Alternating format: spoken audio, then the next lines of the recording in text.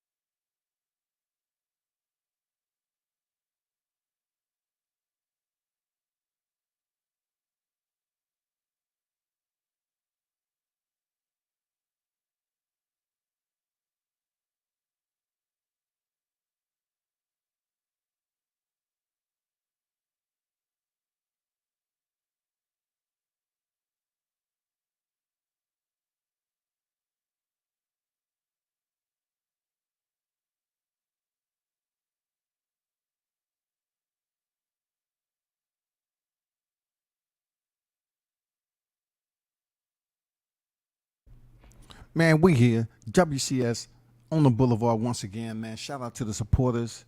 You already know. Hey, we back with another one. I have to talk about the ongoing, orders being given by Team Bud Crawford for Operation Duck Sauce. You know what I'm saying? Operation Duck Sauce has been enacted. Team Errol Spence had to respond to the thumbnail, him being on the milk carton, and all hell has broken loose.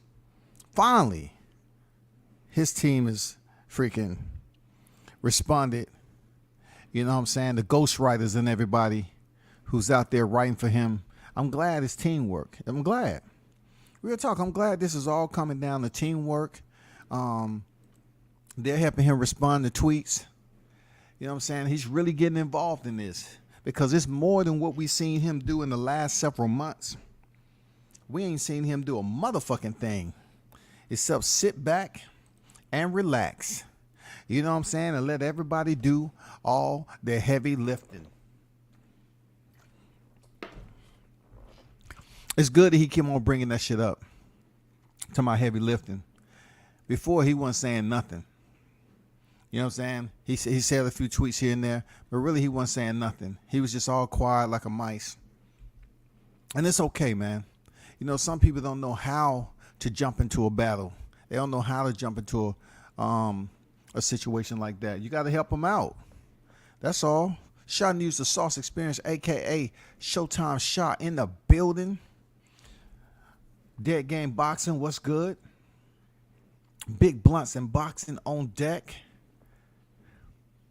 So let's get down to Operation Duck Sauce, man. Operation Duck Sauce was activated. It was necessary, mandatory. You know what I'm saying? It was absolutely mandatory for Team Crawford to go in and let the people know what's been going on. As I showed you last night, right? Let's just have a refresh of the tweets that was out there. Errol Spence saying, if I'm telling the truth, tell him to post the truth, the draft. If I'm not telling the truth, tell him to post the draft. You know what I'm saying? And I was saying last night, I felt that these tweets was from a ghostwriter. Not this one in particular, but the second one, it seems like this was beginning to get somebody that's a bit more detailed. You know what I'm saying? A bit more detailed to put the words in there correctly. He said, I wasn't at the table or nowhere to be found for what I knew, what I was projected to get, and happy with it, to be honest. That hedge fund deal was for your benefit.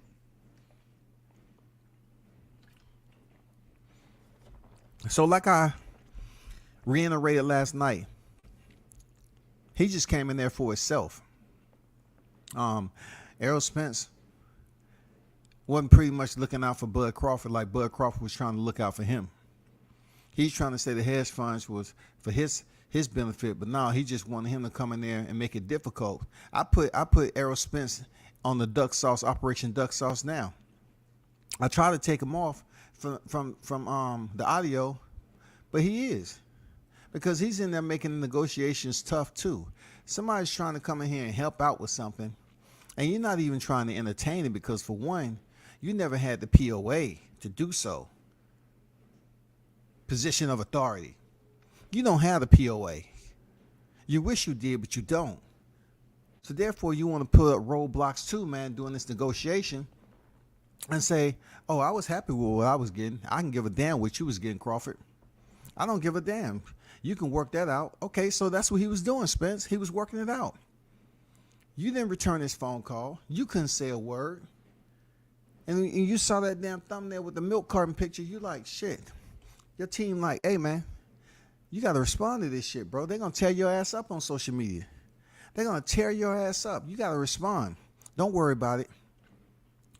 Me and Billy and Theodore and Charlie, we're going to be over there in a minute. We all going to work together as a team and help you out with your Twitter, okay? Don't worry about it. We're going to sit down there and we're going to come up with a plan to make sure all this comes out the way it should. And we're really going to articulate it for you, too. Spence say, all money, not good money. I don't know why my people are always using terms that sound good in certain situations, certain movie scenes or whatever. But this ain't a movie. This is real fucking life. This dude up here talking about all money, not good money. I asked him where the $50 million coming from.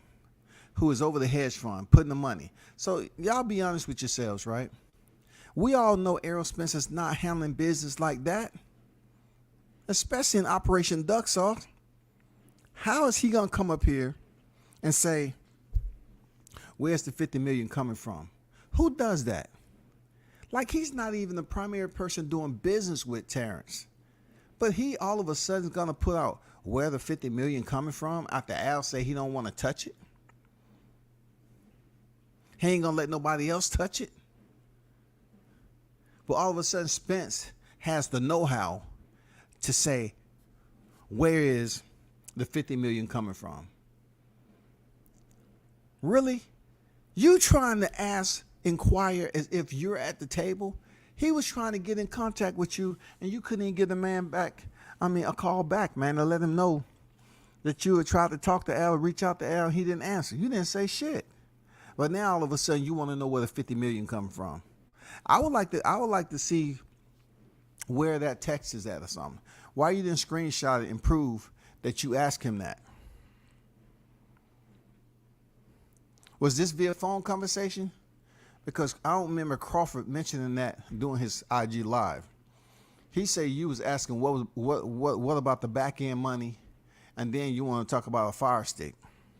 But he didn't say shit about where you was trying to do an investigation and shit, McGruff the crime dog, about where the $50 million was coming from.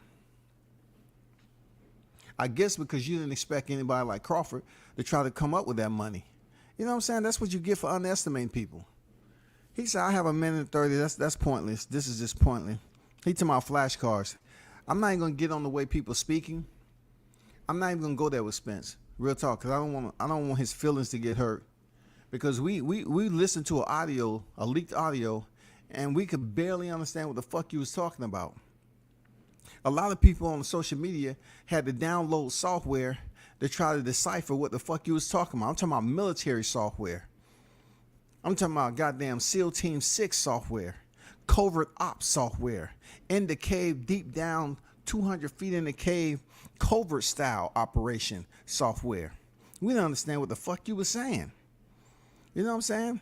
It's almost like somebody goddamn wired your shit shut, and they say, hey, we want you to go up here and damn talk on the phone and shit.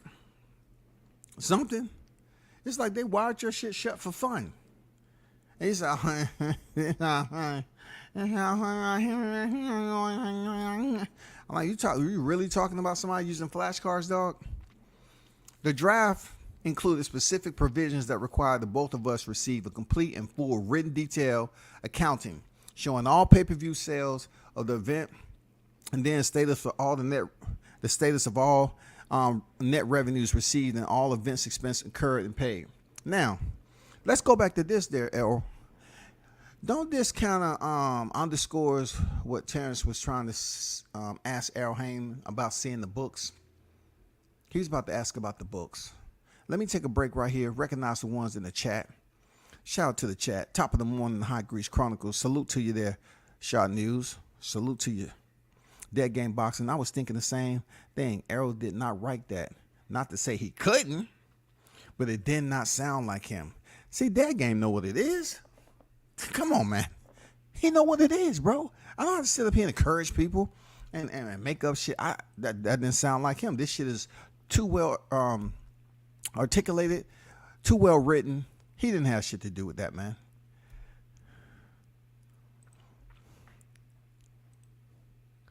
Yeah, check out the video Showtime put up this morning. He was using big words. Well, I don't believe in big words because they all in the dictionary the same way. They don't have numbers beside them except the page number. You know what I'm saying? We really never get the what I meant by he's not writing this shit is too detailed, and also it's too long. It's too lengthy of a para for him to put all this shit together and word it like that. Even if he was copying this shit, it would still be wrong. You know what I'm saying? It would still be wrong. Big Blunts and Boston, what's good with it, bro? I'm going to pull up his new tweets, too. He acknowledged the 50 million, so Bud can't be lying. Hey, Bud can't be lying. That's what I'm saying. But he tried to act like he asked the question. Like when somebody is comfortable, like Errol Spence, he's not asking where the money is coming from because he's not the one doing the paperwork. The paperwork is being sent to him by the people that he pay off the top whenever he steps in the ring and goddamn he gets his final pay. They already been paid. So he has people working for him, just like he's going to detail in these new tweets. You know what I'm saying? He's going to detail in the new tweets that he has a team. When you're comfortable with your team, you don't have to worry about anything. Well, it's a lot of people thought they had a team. You know what I'm saying? It's a lot of people that thought they had a team that was in their best interest. So they just sat back there like Errol Spence and let shit flow as it is.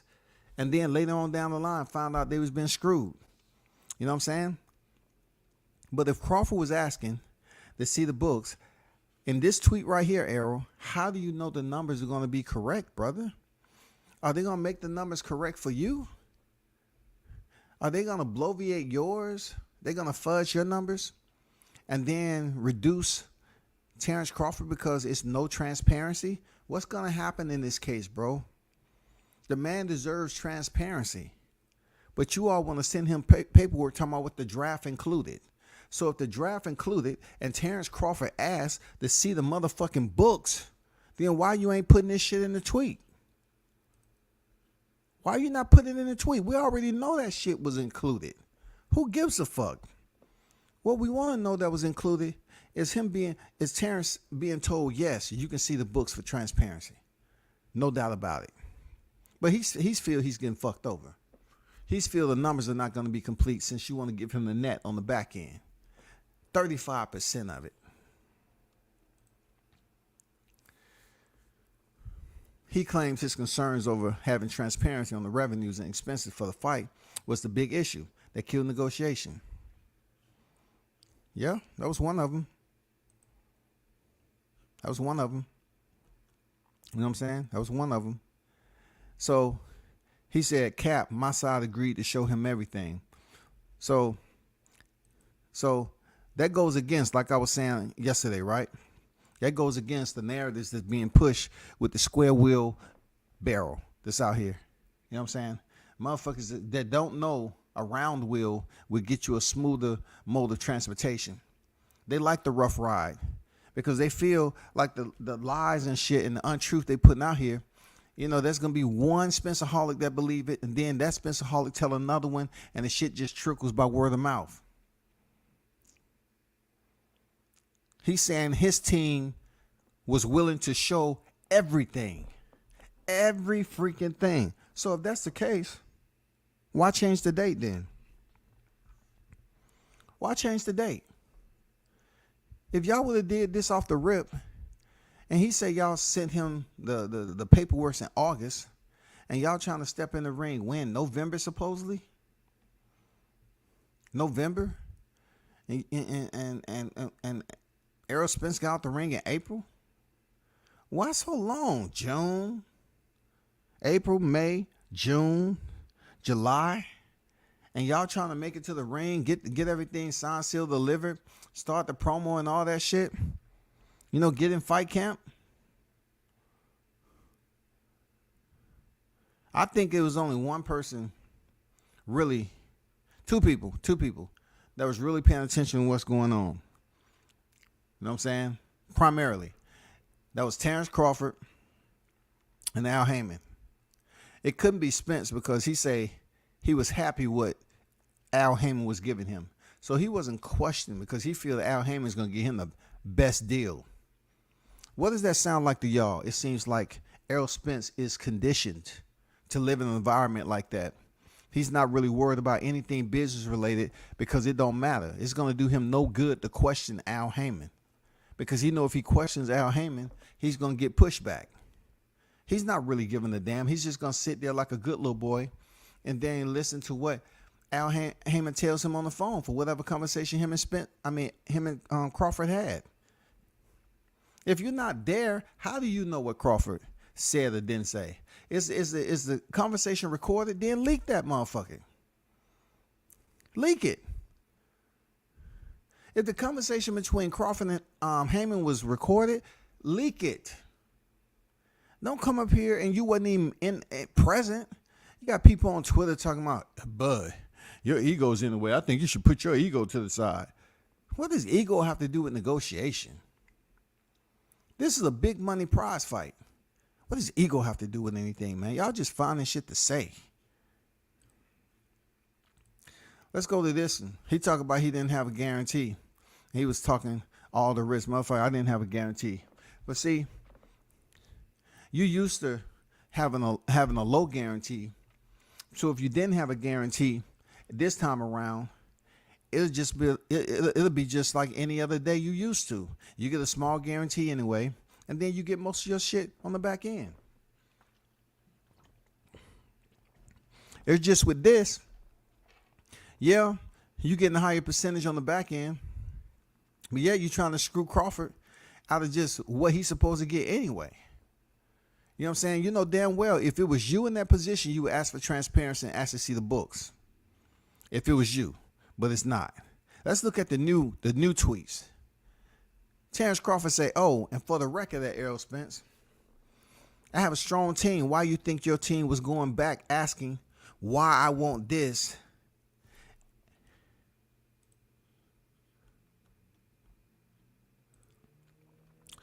Why I want this and why I want that. Put in the contract. Yeah, y'all thought y'all had one. I believe they was trying to get over on Crawford. When this team start asking those questions, people want to talk about attorneys. Look, the only attorney problem I believe Crawford had was a guy that he didn't even know that Heyman was trying to push upon him to basically pull the okey doke. You know what I'm saying? Trying to pull a fast one. Trying to get a public defender to represent Crawford, and he's never even seen the guy. You know what I'm saying? He's trying to pull the fast one on him, bro. He's trying to get over. If he can only get Crawford locked in and spin all the webs of and lies in deceit, man, and get him to lay that ink down. Once he lay that ink down and that contract is fucked up, then news would have broke that Crawford's locked in for goddamn 10-fight deal worth $6.25. 10-fight deal worth $6.25. You signed the contract. Now Crawford have to jump out from what he's been doing in his career smoothly so far. He has to go to court. He has to go to court and convince them that he was taken advantage of. You know what I'm saying? This contract make no sense. He 10 fights, $6.25. No, I would have never signed some shit like that. Then he would have, spent money that he's supposed to be making on legal fees, on representation, retainers, and all this other shit that goes on. It don't make any sense, does it? It don't make any sense, man. They're trying to get over on him like that. Check out this. I like this response. I like this thread. Errol Spence say, I've been doing all the heavy lifting. Once again, him and his damn clowns, the assistants in his circus show, went up here and ran with this shit on YouTube. I've been doing all the heavy lifting. I cleared the way for him. For Porter was semi-retired. Look at the fight Porter had before Bud for Mella, and Kell Brook was over and done. That is, look, check this out. This is somebody writing for Spence. This is not Spence. This is Team Spence, the ghostwriter, writing these tweets, trying to start something and diminish once again. This is the same type of mentality and behavior that you hear out here on YouTube, y'all. It's the same shit. It's the same shit. Let me get back to the chat.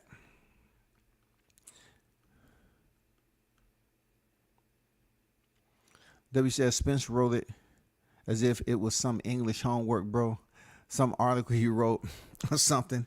He never tweets anything like he did here. You know what I'm saying? That's why I called him out on it. Nobody else is gonna do it. I said I'm gonna call you out for having a ghost tweeter. He has a ghost tweeter. You know what I'm saying? He has a motherfucking ghost tweeter. You know what I'm saying? This is Spence in real life right now. You know what I'm saying? He's just sitting there like the bird looking at his team release those tweets. You know what I'm saying? He is the tweety. That's who he is, man. He's just sitting up there watching his team press enter. And how you like that, champ? That's cool? Yeah, okay. Okay, we're gonna put this out there for you. Don't worry about it, champ. We got you. We have professionals. We have professionals to help you with Operation Duck Sauce. You know what I'm saying? It goes on to say from Errol Spence, you capping. Again, not September. It was October 2nd. I went for my oldest birthday. He was dragging because you had the BFL. The BFL now. Pay-per-view you was talking to. The BFL, y'all. The BFL. Now, I want those same individuals, those haters out there, those petty-ass haters who was making videos when he bumbled the BLK promo, right? I'm talking about when he was on his IG Live. I want you to then screenshot this and see if you're going to ask yourself if this is motherfucking Spence or one of his ghostwriters. They can't get 3 letters correct. BLK.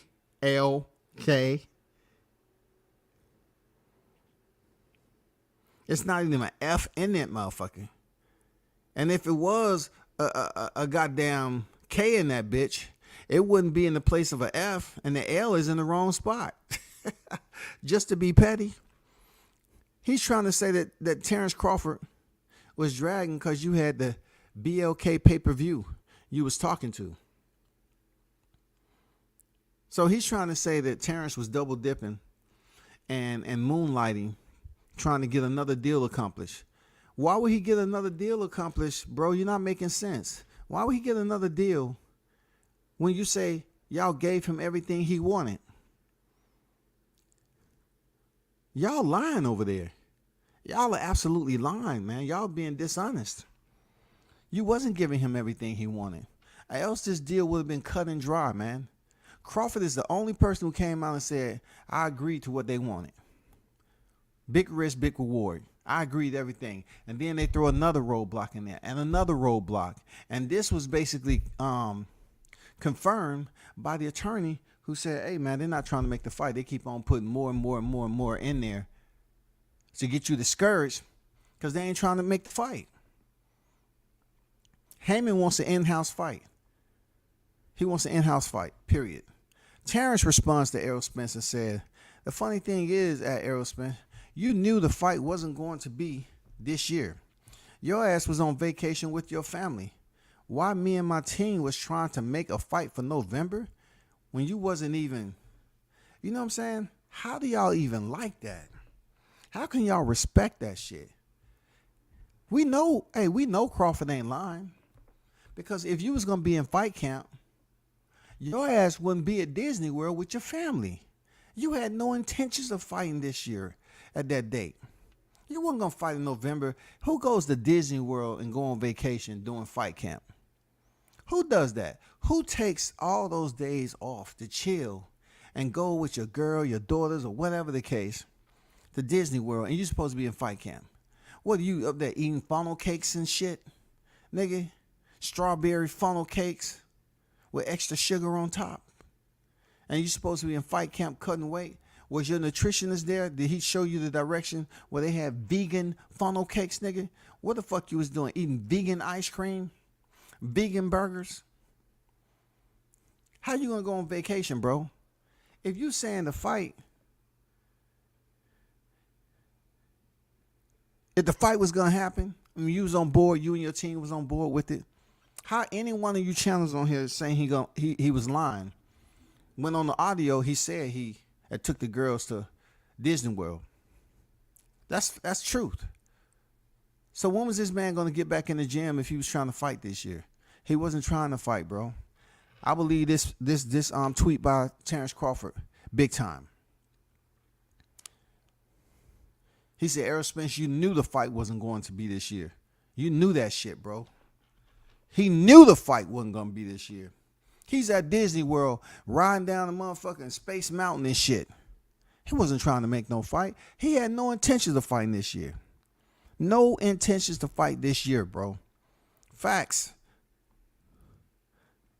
He had no intentions of fighting this year. Look at this tweet right here. Look at this shit.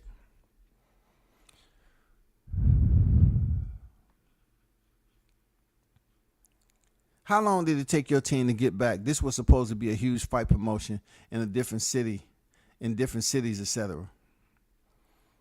So they're gonna do a huge fight promotion, and you send the paperwork in August or whatever, right?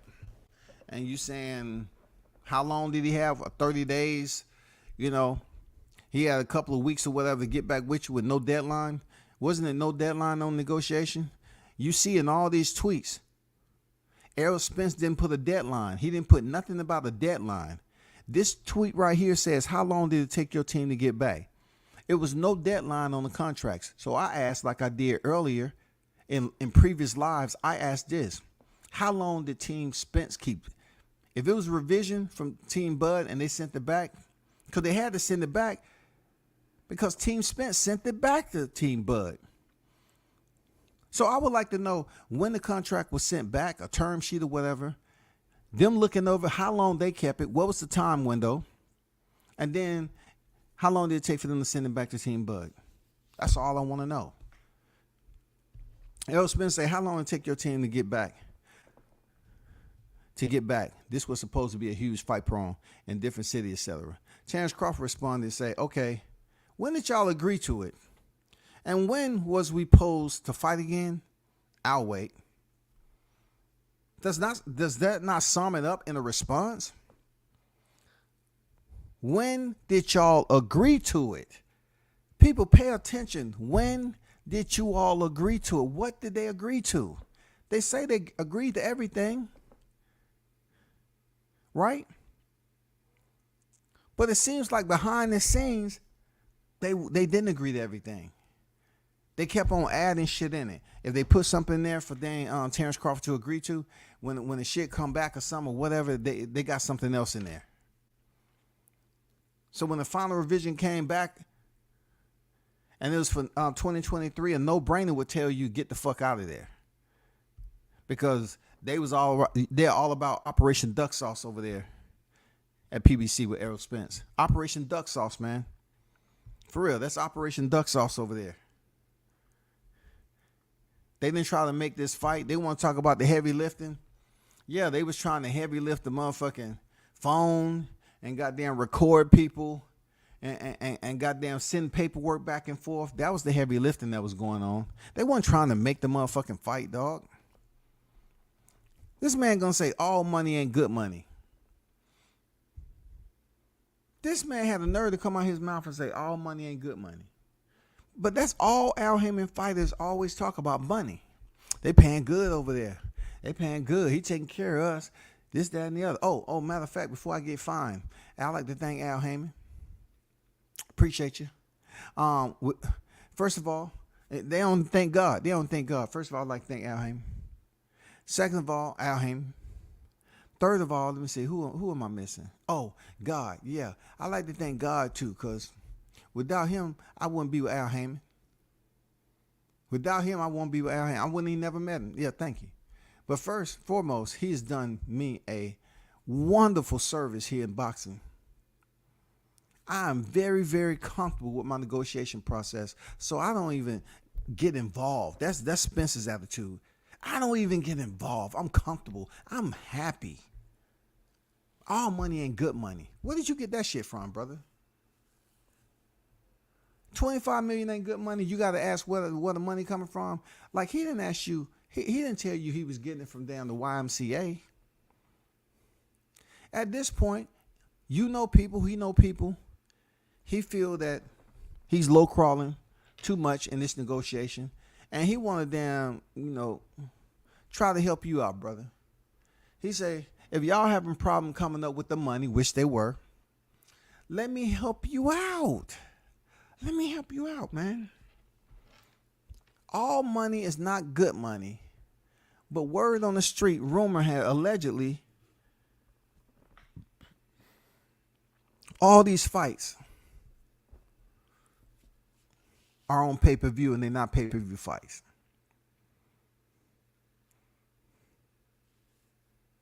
If you was going to put up 100 million, your people, why didn't you say all money wasn't good money then, Spence? They was putting you a lamb to slaughter. They was putting you on a motherfucking truck. How are you going to sit up here and say Terrence Crawford, all money ain't good money, when you was on a goddamn sacrificial motherfucking deal? You know damn well you weren't moving up three-weight class and beat no Canelo Alvarez. He would have beat your ass some bad. But you willing to allow them to put you in that equation, knowing damn well that would be not only a bad fight for you, but potentially would have canceled your career. But you was willing to get behind Mar Charlo, who we don't know what the fuck he got going on. And then you moving up, knowing damn well Canelo's not going to move down past 160. So you would have had to go damn near up to 168. 47 to 54 to 60 to 68 and get your ass beat. And you up here talking about all money ain't good money, and your name was on that motherfucking list? Nigga, please. Man, y'all full of shit over there. Nigga talking about all money ain't good money, and he was on a $100 million deal as a sacrificial lamb.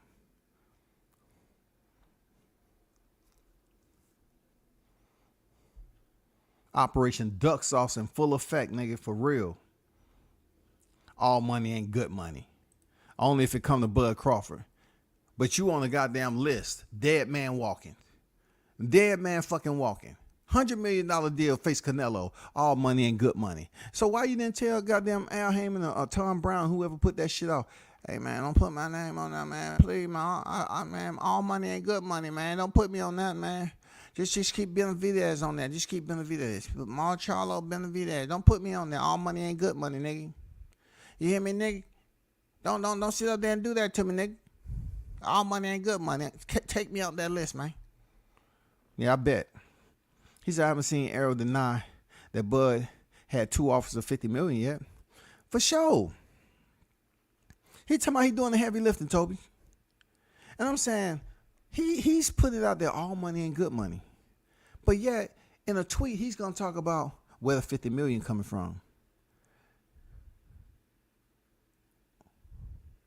So once again, to go to the pathetic naysayers out here on YTC who was up here saying, oh, Bud was capping. He didn't have nothing to do with no hedge fund, no $50 million. Who is he? He did this pay-per-view. He made $50 million in his career. He up here capping. So they'll look at this and they'll act like this doesn't verify that he was trying to bring money to the table with 2 hedge funds. 25 apiece. It verifies it. It verifies it. It's easy work. It verifies it. But they busy want to overlook that, and then they go to start talking about personal shit. You know what I'm saying? They're not going to verify. They're going to get over here and mention heavy lifting again just because Errol Spence did it. You know what I'm saying? These people used to goddamn putting on them knee pads. For real. When they get on YTC, they used to putting on them knee pads. That's male and females. You know what I'm saying? They love assuming the position. Because from their level, which is waist high, they only can see certain things. They can't stand all the way up and say, oh, okay, it's a lot more to look at up here. Okay, shit. Let me see what's going on over here. No. They is used to goddamn being real close. Every move, every word that Errol Spence says, they don't really try to put it in chronological order. They just want to keep up with the same charade. The $50 million is proven. Errol Spence proved it. That Terrence Crawford attempted to bring in that 25-25. Not only that, supposedly he wanted to know where the money was coming from. All of a sudden, he's a business exec. He's a willing participant. He wants to be involved. Errol Spence wants to be involved. All money ain't good money. But yet you on a motherfucking death list. All money ain't good money. What was his numbers, Bunts? What was goddamn, if he would have took that fight, what was his numbers? What was Errol Spence's numbers? He was on the list for sacrificial lamb, dog. What was his numbers? Because he had to have some numbers. And when he wrecked his car, he had to have some numbers. What was the numbers, bro? What was the numbers when he was put on that list? Because he say all money ain't good money. Seriously. This man verified somebody tried to help him out. And he said all money ain't good money. But yeah, he on the death list. They put him on there for Canelo Alvarez to be sacrificed.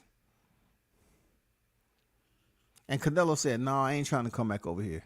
I tell you what, if my boy pop up on me with $50 million and don't want to tell me where he got it, just convince me to take it, then he got to go. Cartel money, drug money, I ain't going to jail. Man, that's kind of way off. That's like far extreme for boxing. He explained 25-25. That's a little bit extreme, bro. Blunts, that's very much extreme. Very much extreme case scenario. Yo, boy. Okay, we're talking about a boxing negotiation. So we already know it's a legal profession. Illegal. Why tie it into the cartel? I have no idea. But it is Thursday. You know, stranger things happen after Halloween there. You know what I'm saying? I'm just saying, Blunts. You talking about a movie scene and goddamn cartel in Mexico. We're talking about a boxing match, brother. We're talking about a fighter in Bud Crawford communicating with the manager, advisor, promoter, overseer, grand poobah. Jamal Neezy, what's good? Salute WCS and peace to the chat. Thanks for coming on early because that F channel that starts at 9 makes me sick with the narrative spin. That's all they're going to do, man. They're going to continue to say the same thing. You know what I'm saying? They're going to put themselves in position as if they ever been inside the negotiation room making deals. See, I can't listen to people who always put themselves in the position. If it was me, if it was me, it was me. And I'm sitting back saying, if it was you, motherfucker, show us where you actually been on the level where you have been a part of some table talks on that level. Prove it. Don't sit on here and act like, well, let me use the legal terminology. If it was me, he don't deserve this. If it was me, he don't deserve that. I wouldn't give him shit because, you know what I'm saying, the way he treat us and everything. No, business don't have to be about liking someone. It's business. It ain't personal. You always hear the term, it's business. It's not personal. You can't listen to some of these people always putting themselves, if it was me, I wouldn't do it. Nigga, it ain't you. You don't have a record of dealing with these fighters, man. You heard of the saying, what have you done for me lately? What have you done for the sport of boxing outside of YouTube lately, bro? That's any one of you niggas that's always trying to put yourself in a situation. Like I said, I see Showtime and what he got going on with his team. I see it. I just don't see you niggas outside of being online doing anything with the team. What deals can you prove that you've been a part of? What fighters are coming to you? What fighters are coming to y'all out there? What fighters can you prove and you can put their name out there to say, well, I've been involved with several fighters in this dang footprint right here. They want to seek my advice and legal. What if that fighter is attached to a fighter that you've been dogging out? What if that fighter want to come to you for business and they really fuck with Bud Crawford? Are you going to give them sound, non-biased, without malice? Are you going to treat them right in all fairness? Are you going to try to fuck them over because they linked up with Bud Crawford? Stop it, bro. Stop that shit. Shout out to Tony Boswell. Good morning, brother. Much respect at World Combat Sports in the chat. Stop there in the show support. Salute to you, brother. Salute to Tony Boswell. About to get it in once again.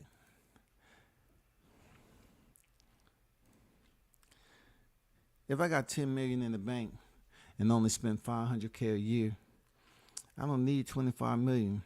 I'm good for the next 15 to 20 years off my $10 million.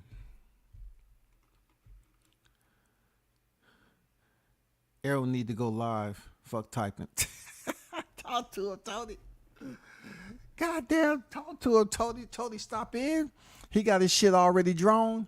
And then he typed his second type. He unloads the motherfucking just one round, dog. One round. He don't unload the clip. He just fired one round.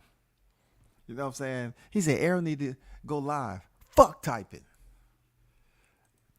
Go live, goddammit. You have ghostwriters. You have ghostwriters for your tweets. That's what you got going on. You have ghostwriters, brother. This shit is proven. This shit is proven that he did try to bring 25. Errol Spence up here talking about where the money coming from. Man, please. Al is the reason 50 Cent and Floyd fell out years ago. 50 always knew Al was shady. But hey, that's his boy. That's his boy, man. AJ don't speak like those tweets. PR trying to battle talk. PR trying to battle talk for him. I pity the fool. Yeah, he has ghostwriters, man. He has ghostwriters. And then for somebody on his team to downplay Sean Porter, a guy he went life and limb with and won a split decision. But these guys always kind of use it in the debate. Sean Porter was this. Sean Porter was that. You went life and limb with Sean Porter. Not only that, Sean Porter wasn't enough for you to take your career serious, Spence. On some real shit. It wasn't enough for you to take your career serious because you were so used to fucking it off. So you went over collected the WBC And none of these damn Spencerholics and Aerosexuals got with you on the text. They didn't hit you up on Twitter and say, Arrow, the job ain't finished yet, brother. You got 2 more belts. 2 more belts. Come on, man. Stay focused, Arrow. Don't do shit. 12 days later, this nigga's in the hospital. That's all I'm saying. That's all I'm saying. All these people that's riding and die for Arrow, where were y'all when he had the accident? Between the time he stepped out the ring with with Porter, to the time he had the accident, where were y'all same motherfuckers is on here going ride or die? Y'all ain't ride or die. Because you would have made sure you got close to him and kept on tweeting him every fucking day. Hey, stay on task, man. Stay focused. Stay committed. Man, don't let no distractions get in your way. Stay out the streets, man. You have 2 more belts. You have 2 more belts, man. You can do it. You want to come undisputed? You can do it. Nope. I started boxing in 2015. Yeah, I started boxing in 2015. Let me see the Olympics. The Olympics is 2012. Let me see. What did I start 2012, 2015? Yeah, I started boxing in 2016. Yeah, in 2016. Let me see. Javante, when did I start boxing, man? When I come over here? Man, you came in this motherfucker 2012, man. So Javante said I came in here 2017. And is that what you said, Javante? I said 2012, man. So 2012, man, I don't think so, man. I wasn't doing nothing in 2012, man. I wasn't doing nothing, man. I was on a soccer team. Man, stop it. This is the hedge fund people's fault. They should have stayed out the way. BLK should have minded their business. We would have to fight if it wasn't for them. And see, that's what I'm talking about, Blunts. You have to choose a side. You always choose to come over here and play table tennis. You act like you're on both sides of Bud and Spence, but you ain't, brother. Be a Spence fan if you a Spence fan.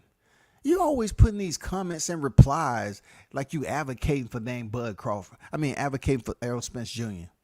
If I'm not a fan of a fighter, right, I'm going to still know what that fighter's doing, but I'm not going to strictly advocate for him in a one-sided dialogue, brother.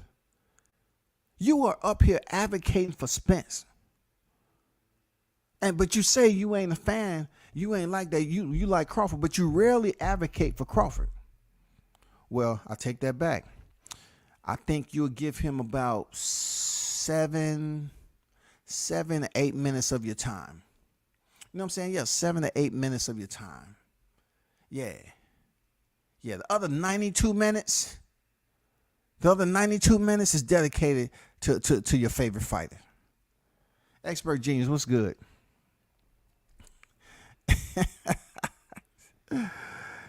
God damn, man. He say the bird has Spence's eyes, bro. Damn, y'all wrong for that, man. But I just want to put these are the new tweets that's out here. Let me go back to the first one. These are the new tweets, man. You know what I'm saying? Terrence Crawford putting it out there that he had a strong team that pretty much, piqued the interest of Team Spence to go back to the drawing board and say, damn, they asking some right questions. We want them to ask the wrong ones. Because in negotiation, they want you to be wrong and pretend that it's right. Seriously.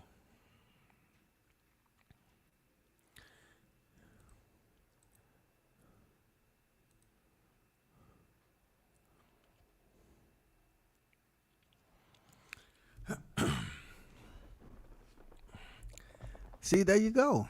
You're trying to predict what he said. You know what I'm saying? They put BFL to take shots at Bud. But look, it's plenty of people who came on here with PBC acronyms, which I don't really repeat them over and over again. But if you feel that they was taking shots at Bud, cool. But it does nothing in the scheme of things because he still is where he at. Where's his promo for his fight? I'm just saying, I'm staying on code. Where is the promotion and announcement for Errol Spence fight? If he's fighting next month Where's his information at? Why aren't you coming on here for WCS Boulevard with some different type of luggage in your trunk, bro? You know what I'm saying? I want to see the briefcase, brother. I want to see the documents in the briefcase, Blunts. You come over here tossing paper out the window and shit, littering the boulevard. No. I want that shit nice, organized in a briefcase. You come over here like you've been cleaning up on the dang somebody else's avenue, bro. You advocating for Spence.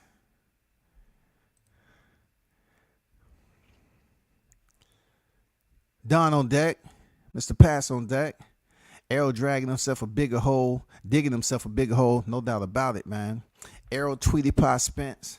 Man, they always loved, that duck sauce, bro. This is Operation Duck Sauce for Team Spence.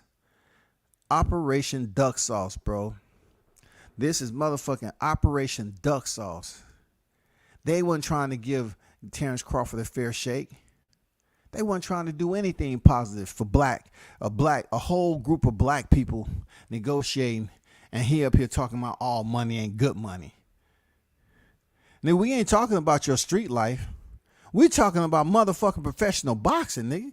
We ain't talking about your street life. We talking about shit you've been a part of, allegedly, before. Because you love your people. Hold on for a second.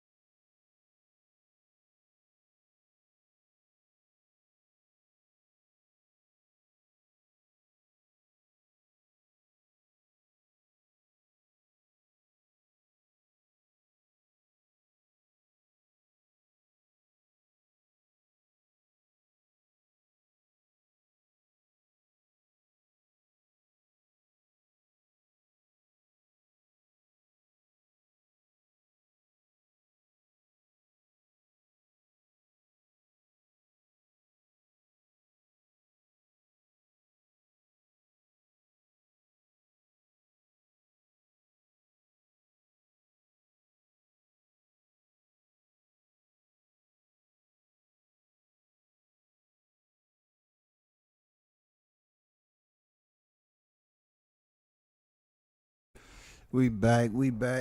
No, you're reading it wrong, OG. Arrow is responding to Bud.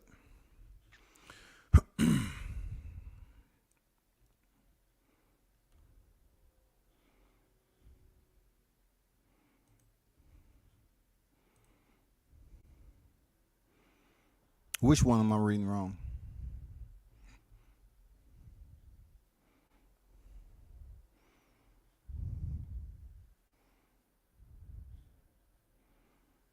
Which one am I reading wrong?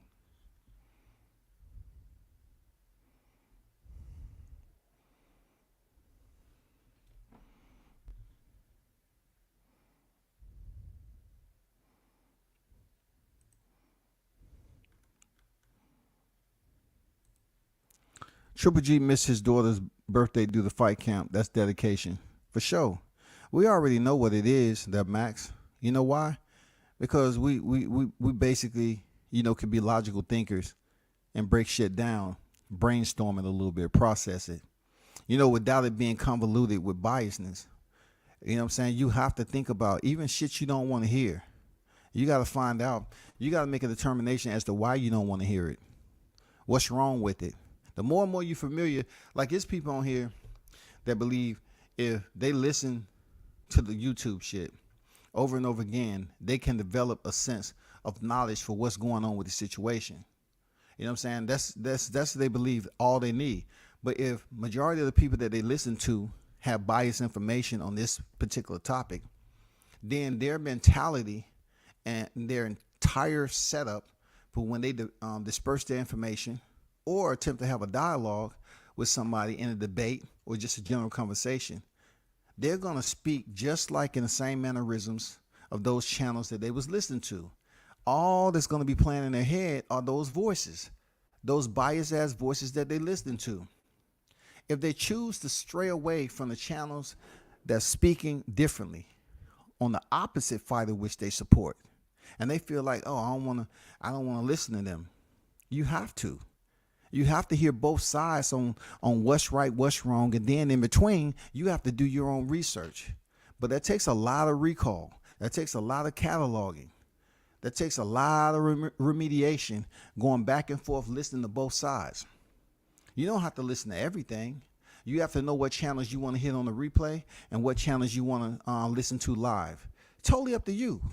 But a person like me, when I start to hear people talk, I already know, I'm familiar with who's listening to who and what they're going for. When Errol said it's supposed to be a huge fight promotion in a different city, he's responding to Bud's tweet where he said, okay, when did y'all agree?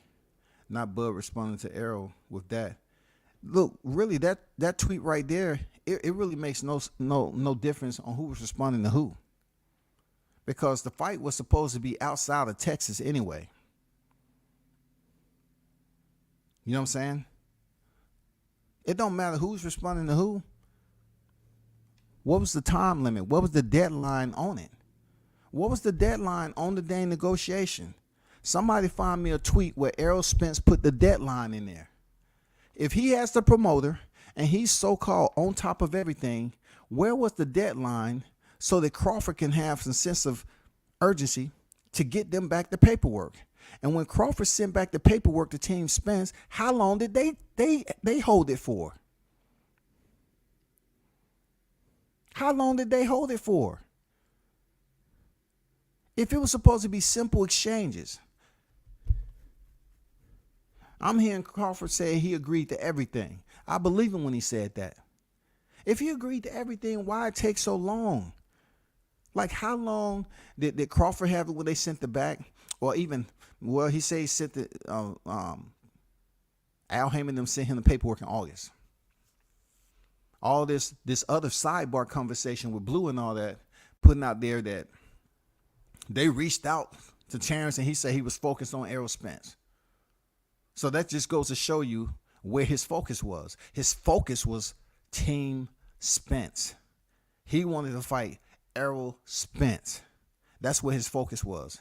So in the negotiation process, we already know what it is, man. They want to take this man on a roller coaster ride with no motherfucking seatbelt.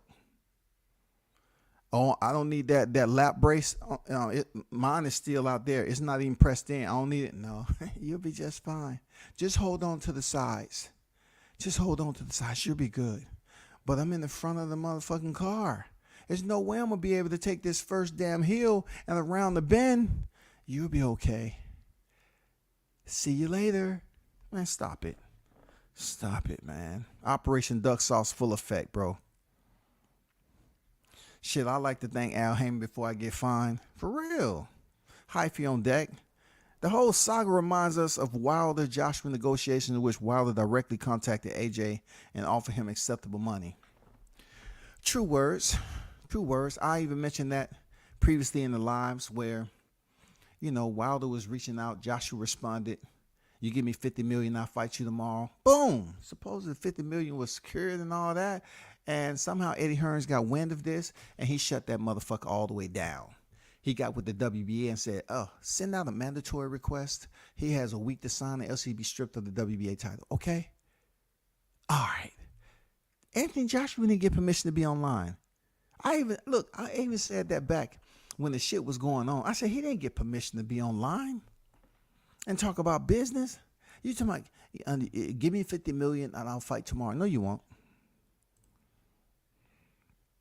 And this ain't BOK fault. How can anything be BOK fault and Terrence Crawford, the sole proprietor that everybody wants to point the finger? If he said, you're missing pertinent information. The information's been out there that Terrence Crawford said that his primary focus was Errol Spence Jr. He wanted to focus on the negotiation with Errol Spence. How are we just bringing BOK into this after the fact? The negotiations with PBC failed. I'm not going to do your homework for you, bro. You know the information just like me. I'm not going to do your homework for you. I'm not. It's damn public information that's been out here, goddamn floating on the surface all this time like a rubber ducky. And all you have to do is just pay attention to it. He said he did not want to entertain BOK Prime. He was focused strictly on Errol Spence Jr. When those negotiations came to a halt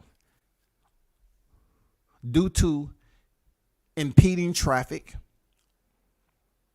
due to unnecessary man-made obstacles, they had to think about making a U-turn and saying, you know what, we ain't going nowhere. It's a dead end up there. We're not going nowhere with this. The attorneys gave them advice. Hey, man, they keep on putting and injecting different things in there. They're not trying to make the fight. The OG I talked to at PBC, he said this fight was never going to happen. Only thing I did was have conversations with him. I said this shit wasn't going to happen in October and November, and it didn't happen. He's closer than anybody.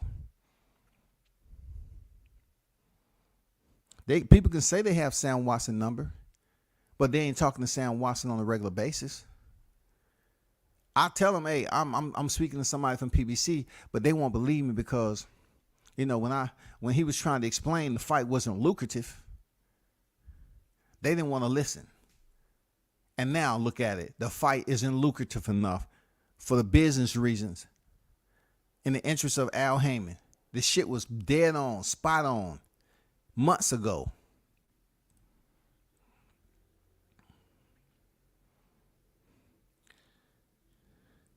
Andrew Charles, salute, brother. Yeah, for sure, Mr. Pass, for sure. I guess Bud's insurance offer wasn't worth the beating Spence was going to take. Toby Barlett, bro, salute to you. I bet Warren Buffett got some hedge funds. Yeah, for sure. They don't want to believe it because it's a black fighter who they want to continue to treat like he doesn't have any sense, no business sense. But yet, he has the picture out there with Warren Buffett, and people want to make it seem like it's Photoshop. You know what I'm saying? They don't want to give it no credibility. They just want to look at it like, so what, he took a picture with Warren Buffett. That don't mean he's up here supporting Bud. They don't want to give that man no credit for having sense, for having attention to detail. I see some of y'all switching up. Look, what I know for me on how I'll lay the motherfucking fire, I know it's going to be people in here trying to go against the grain for fun. I'm not going to entertain everybody trying to go against the grain for fun. Unless I know for a fact you did enough homework so we can have a decent dialogue when it comes to debating this topic. I'm not going to go back and do regular shit. I'm past all that. I need to hear some insight on some new, refresh shit. Not stuff dealing with, they always want to talk about what fighter wasn't this. You know what I'm saying? Like they trying to say, oh, well, Sean Porter wasn't nothing. Kell Brook was this. Your fighter fought him after Triple G beat him up under 9 months. So why would Errol Spence team even talk about freaking Kell Brook for? You all had no problem fighting a man coming off a loss. 2 weight divisions up. What was he when you fought him? Was he a bum? You went life and limb with him. He was touching Errol Spence up. The man was coming off a loss, and y'all fought under 9 months. 9 fucking months. And then you say Sean Porter was on his way out the door. Sean Porter took the fight. Sean Porter was doing very, very well in the fight. You was hoping you was in attendance, and you was hoping that it didn't work out for him. You was hoping that Sean Porter, this is the real deal with Errol Spence, right? He was hoping that Sean Porter beat Terrence Crawford, a fighter he already fought, so he can fight Sean Porter for the WBO belt because he felt he had one up on him with the win he had when he took the WBC belt. That's all. That's all that was. I'm telling you, you have your shit together. Don't come over here with no other channel shit. You got to be able to put cross-threading scenarios together and prove your point. Not just listen to people on other channels and all that other shit. Warren Buffett wouldn't send Bud to go ask Errol. And Bud would tell Errol, nigga, we got Warren Buffett putting up money. Wasn't no Warren Buffett, dog. People guessed that it was Warren Buffett. If Terrence Crawford never said it was a Warren Buffett, only someone suggested because they have a close relationship. That's been proven by people outside of boxing. You got to look at people's shorts. You got to go around, search YouTube on who Terrence Crawford has decent friendship and business relationships with, who he has investments with. You can't just shut it down because Terrence came in here and he's supposed to throw everything on the table. That makes no sense to say, well, I'm bringing $25 million to the table, and he can't even get past the acceptance speech. If he can't get past the acceptance speech to get Errol Spence to agree on $25 million apiece, why should he tell him who the hedge fund money's coming from? Wouldn't it make sense for him to get some type of consent or some type of reception that say, hey, you bringing $25 million? Let's all get together. No, he didn't want to get together. Al was informed of the $25 million, and he didn't want no part of it because it was coming from somebody else. You just can't deny it that it wasn't no hedge fund. You can't deny he don't know Warren Buffett, and he has pictures with him, and people outside of boxing has seen them eating lunch together. So it kind of ties into the hood mentality. People are not used to being in positions like that, so they want to link up with other people who may not be their favorite fighter, and they want to act like they're incapable of having a moment like that, or having meetings like that with one of the richest men in the world.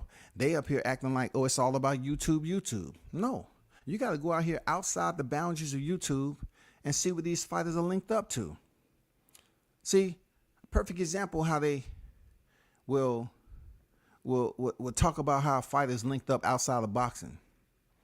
It may be good or bad, but they say, oh, I ain't know so-and-so knew that person right there. Because when the news broke, it didn't really have anything to do with boxing.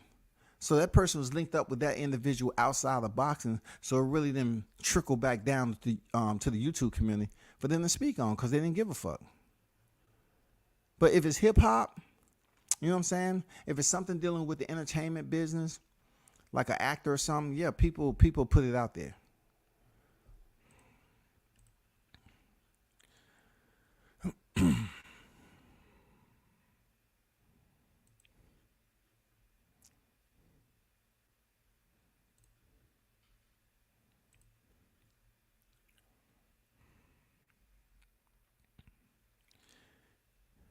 Everybody in China has their own bias at this point, of spinning their own narratives. They listen to the narratives they don't like and go live to spin the one they do not like.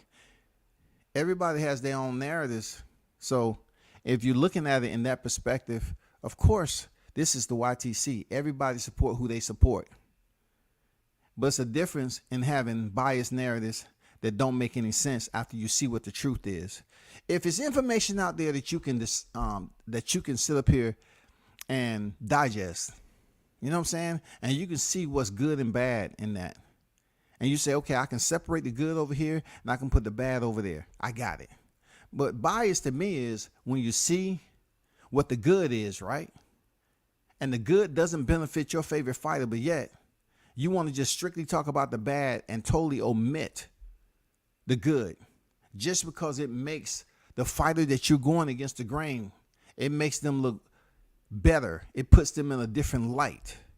It gives them a positive character. If you're speaking about them on YouTube, you don't want that. Some people don't want that. That's just the way it's always going to be. Good bows before evil in life. Always. Good bows before evil. Somebody try to tell you no first before they say yes. Because they say yes, they know they're committed to doing something. But if they say no, it leaves them room to try to figure it out and see if they actually want to do it.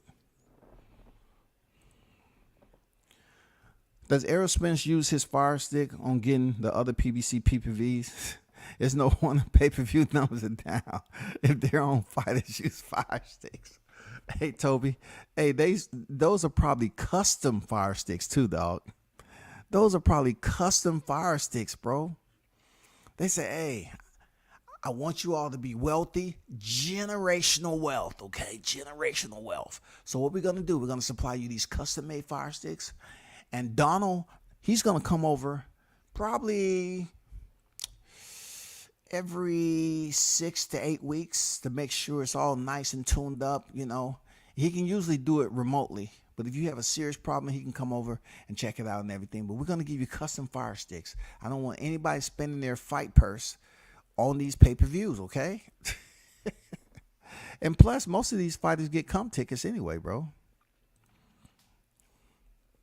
Spence say all the money ain't good money, but his advisor is Heyman is good money. Hey, not transparency, man. Talk to him. Operation Duck Sauce, full effect, man. The expert genius, how do you know what? Who gave them $50 million when the company is only worth $5 million? Listen, Hunter. This is the educational moment for you. You, along with a lot of other people, are running around talking about what the company's worth. Like you all know where every person that's in charge money is at. You don't have bank account numbers. You don't have anything. People that's on that level of business will only allow you to see what they choose you to. That's not everything. If they put the company is worth this for whatever reason, that's what they want you to see. But let me tell you something. I promise you, these individuals have deep pockets. They got money. They're linked up. They have money, bro. I had an in-depth conversation. With someone about BLK Prime that's tied into them. They have money, bro. If they only want to put out their face value $5 million, that's what they putting out there. That doesn't mean anything. Just because they sitting up here, oh, the company's worth $5 million. Everybody in the company falls beneath that $5 million umbrella.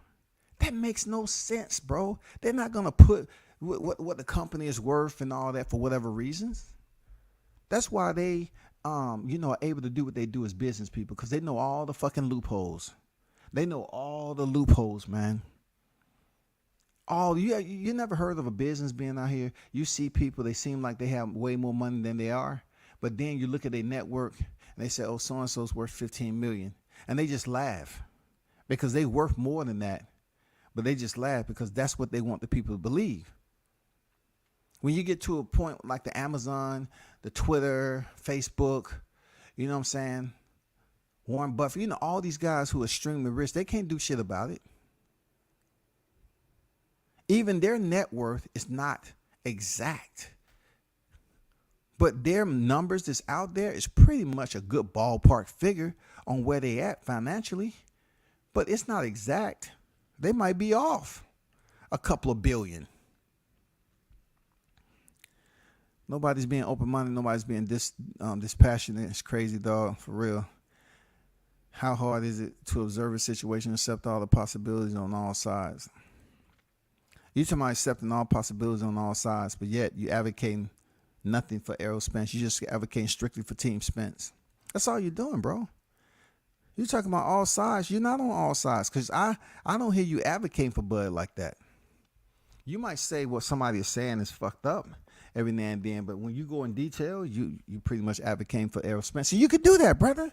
You know what I'm saying? Hey, rock with your team, shawty. Rock with your team, man. Goddamn, get a big fish, sweat top, dog. Rock with your team. You know what I'm saying? There's no way Danny approached criminals. I'm not reading any of that shit with Danny Cunningham. He has absolutely nothing to do with anything. That's what happened when people go and listen to other people. You know what I'm saying? Weeks and weeks went by. Nobody was talking about Cunningham. And all of a sudden, channels want to talk about Cunningham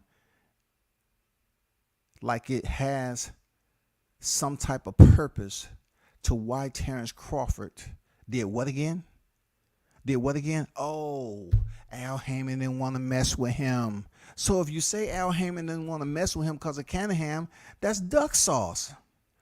That means you came up with another impairment to say why you don't want to now make the fight with Spence. Yeah, go ahead and use that narrative. Go ahead and say it was Daniel Cunningham. Go right ahead, because that's duck sauce too. That proves they didn't want the fight. That proves if you're going to try to say Al didn't want to fuck with Crawford because of Daniel Cunningham, you duck. You duck because you have plenty of people out there on the Fed level that can figure this whole situation out. Tyson Fury ain't locked up.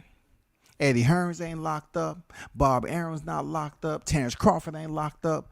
But y'all niggas on YTC continue to talk about, well, Al Heyman didn't want to then do business with Crawford because man, shut the fuck up. You sound stupid.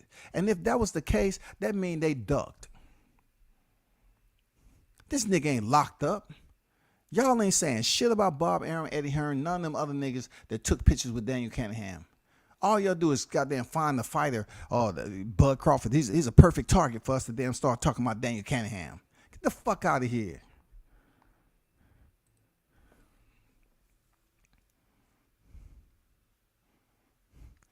When I hear the Spence fan talking crazy about Bud, I go with open mindedness towards Bud. When I hear Bud fans talking, bro, to each his own, brother. It's just when you come over here, you can speak on both sides. You don't speak on both sides on a regularity. It's all good. I told you it's all good.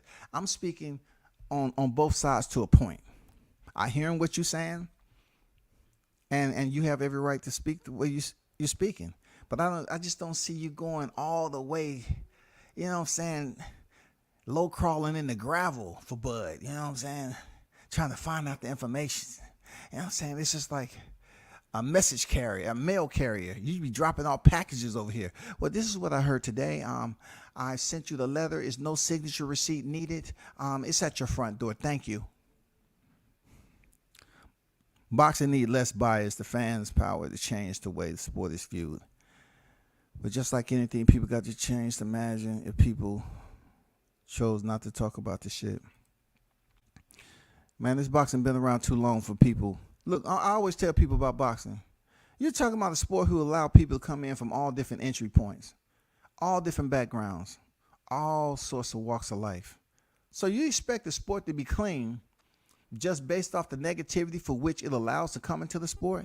The sport has fighters who have a background that's not considered honorable, so to speak, but it provides them a way of living. It provides them to be able to go ahead and compete and fight. If they know how to follow instructions and they special in their own way, and they can go ahead and win, they can make millions without even having a college degree. A high school degree, high school diploma, or college degree. They can do the shit. Boxing allows fighters to have minimal prerequisites to get a boxing license. They even test for anything when you come in here. They're going to test you for HIV. You know what I'm saying? The medical requirement is very minimal.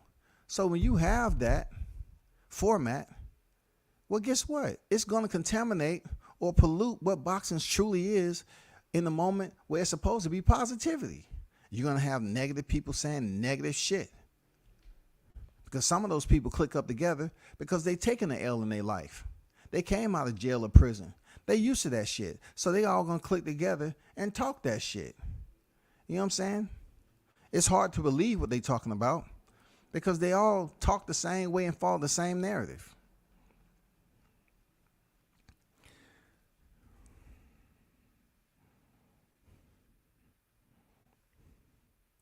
I go against the grain wherever I'm at.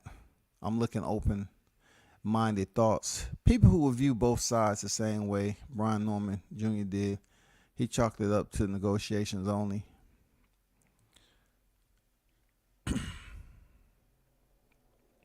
Coming to you open-mindedness. You viewing it as advocating for Spence.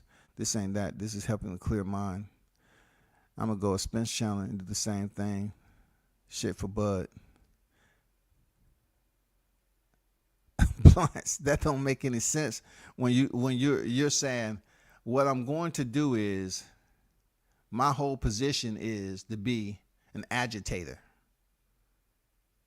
You say you coming with an open mind, but you only speaking on one side, opposite of what the host is talking about. Come on, brother. Come on, brother. That's not being open-minded. Open mind is talking about both sides and what they're doing right. You're not sitting up here picking the points on one side and somebody you coming in here with an open mind. That doesn't make any sense, brother. If you coming into a Spence channel, right, and you just want to talk about Bud, but yet you won't talk about Bud over here, you're an agitator. You know what I'm saying? You have a primary sole purpose to go out here and agitate. Stop it, dog. Look at the fight. Water Spence Jr. to win. Texas born and raised. Bud common sense tells me Spence Jr. isn't his own boss like he claims to be. I'm for any man to prosper and not get taken advantage of. When you talk about people not getting taken advantage of, once again, that Tony, it deals with whose favorite fighter is what. Me, I'm not. I never even said I'm hoping and wishing that Errol Spence don't get shit here, don't get shit there. That's not my language, man. That's not the way I feel. I never really even get into the money aspect. The only reason I've been speaking about money in this particular topic, you know, with Bud and Spence, because it had to do with people saying he should get. Take what they're giving you. Take what they're giving you. And I'm saying to myself, damn. How foolish are you? Like, why would you express him to just take shit and he don't have to just take anything they give him? It's called negotiation. But damn, they don't want negotiations to be a thing unless it's benefiting their favorite fighter. So they will tell you everything that's going on with Errol Spence negotiation, but they never speak in the benefit of Bud Crawford. They'll say he should take what he get. That's slavish mentality. So they say, you know, I'm not even gonna go there. That's slavish mentality, man. You know what I'm saying? All the positive talk that you have benefits Errol Spence. In this same scenario with the hedge fund and all this other stuff, they acting like Bud don't have the intelligence to negotiate for itself, first of all, because they was complaining about him being the top rank, and then to pretty much get up, leave the negotiation after exhausting every measure and going over there to be okay. He goes over there to be okay, and they still mad. They still mad. And come to find out, they wasn't even planning on fighting this year, Al Heyman and them. They didn't have no plans to fight. So look, they still mad because they want Bud Crawford to sit down and just listen. Sit down. Go train. Sit down. What the fuck? You know how dumb it would have been if look, check this out. This is another gem. You know how stupid it would have been if Bud Crawford just sat down and did nothing, and then Errol Spence took a fight in December? Bud Crawford would have been out the ring over a year, sitting and waiting for Spence, and then come to find out he fight in December. That's if it happens, right? And then we want to talk about fighting in March. Nobody would have been saying that Bud Crawford been out the ring over a year. He needs a tune-up fight. They would have said, good. Let's see. Bud Crawford ain't been doing shit since Sean Porter. He ain't been doing shit since Sean Porter. So he should be ready for Spence now. Spence just got off that win too. Good. He should be ready to fight. But let Bud Crawford be in the position where Errol Spence fight next April, and he ain't had a fight yet.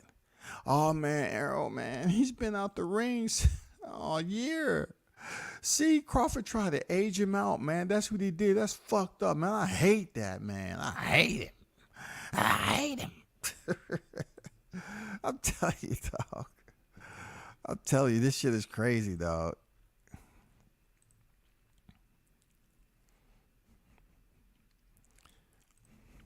Man, I'm not going to class and going through you know what I'm saying?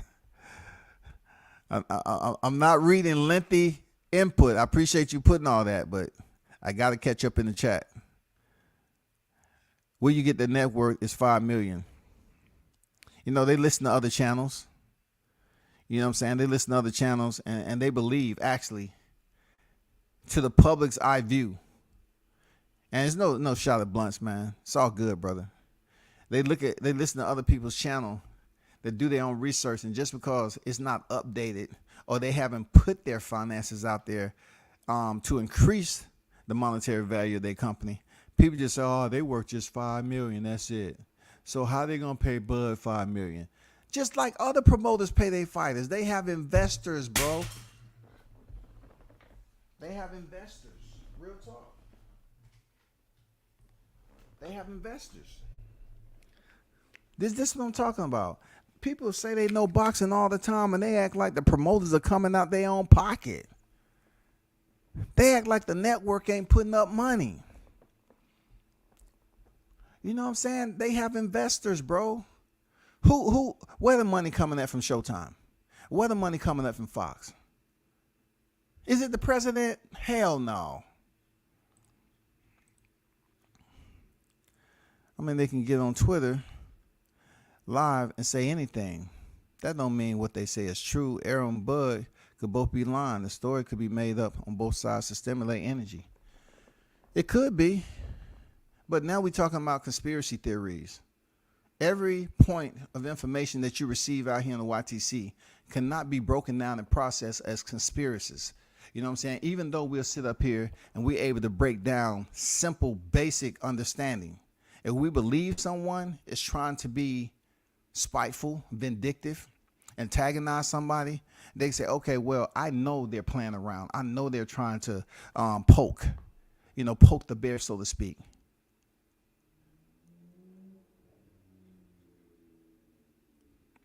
It's obvious. But in this case, we can never forget that sometimes when we get information, we'll always hear this terminology. They're just trying to build a fight. They just trying to build a fight. Well, guess what? In this case, I don't think they're trying to build anything because they're not fighting this year. They're just trying to build a fight. They're trying to build a fight. They're trying to bring exposure. Well, when it comes to the YTC, they get free promo anyway because we have so many haters on this motherfucker. You know what I'm saying? It's always going to be free press over here. They're going to work their ass off for free.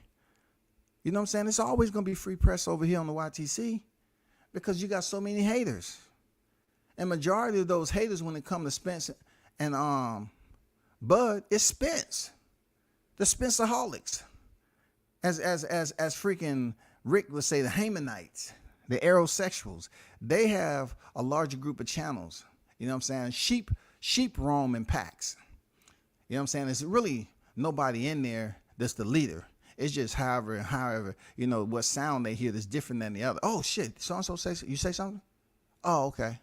Oh, I heard you grunt over there. You good? I thought you was giving us new. No. I don't have any more information. Let's just keep on walking around. Stay close. All right, stay close. All right. That's how I look at it, bro. Every situation on here, we can't say that fighters are just building up the fight. We're too smart for that. We're too smart for that.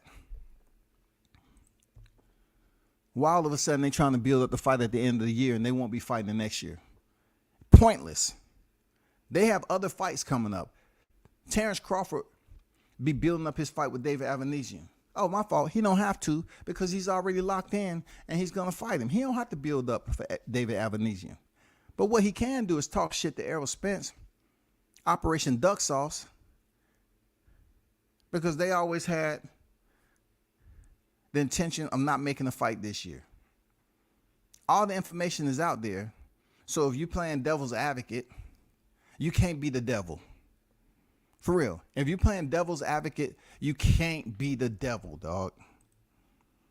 You come on. When people try to say, I'm just playing devil's advocate, come on, that shit don't even make sense.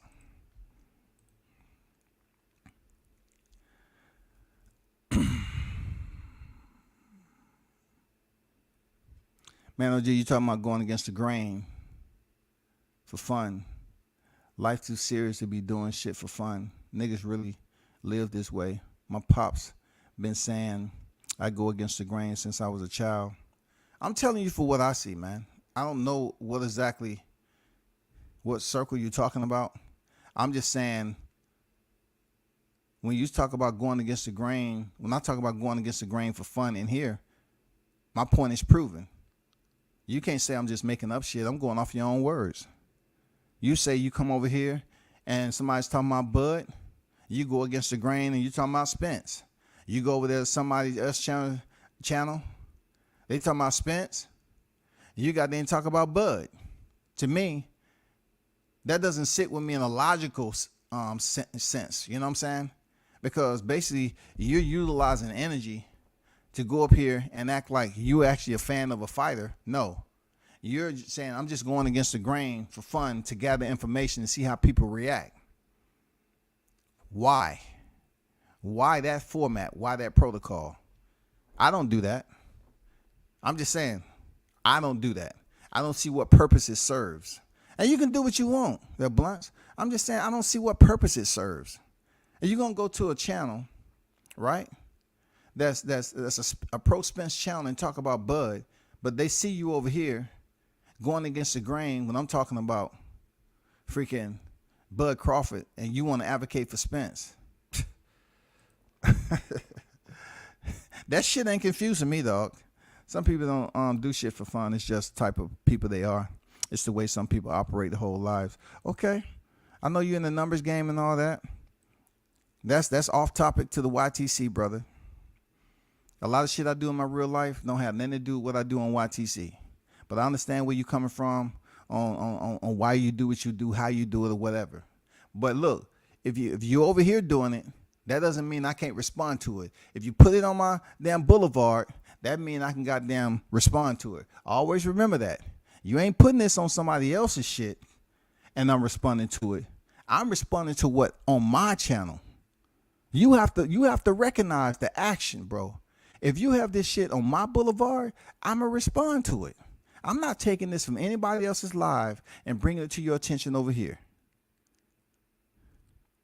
So if I respond to it and it's not favorable for what you would like, you have to understand why I'm responding to it the way it is. It makes no sense to think if somebody's a pro Spence channel, you going over there advocating for Bud when they just seen you over here advocating for Spence on my channel. They're going to say the same thing I'm saying. You don't have to gather intel by basically being an agitator, someone that's dared to antagonize whatever the topics is. You know what I'm saying? This is only two boxers in boxing. Are you going to do that for every boxer that links up in the ring? No, you're doing it strictly for two black fighters because it's an interesting topic to discuss. That's all.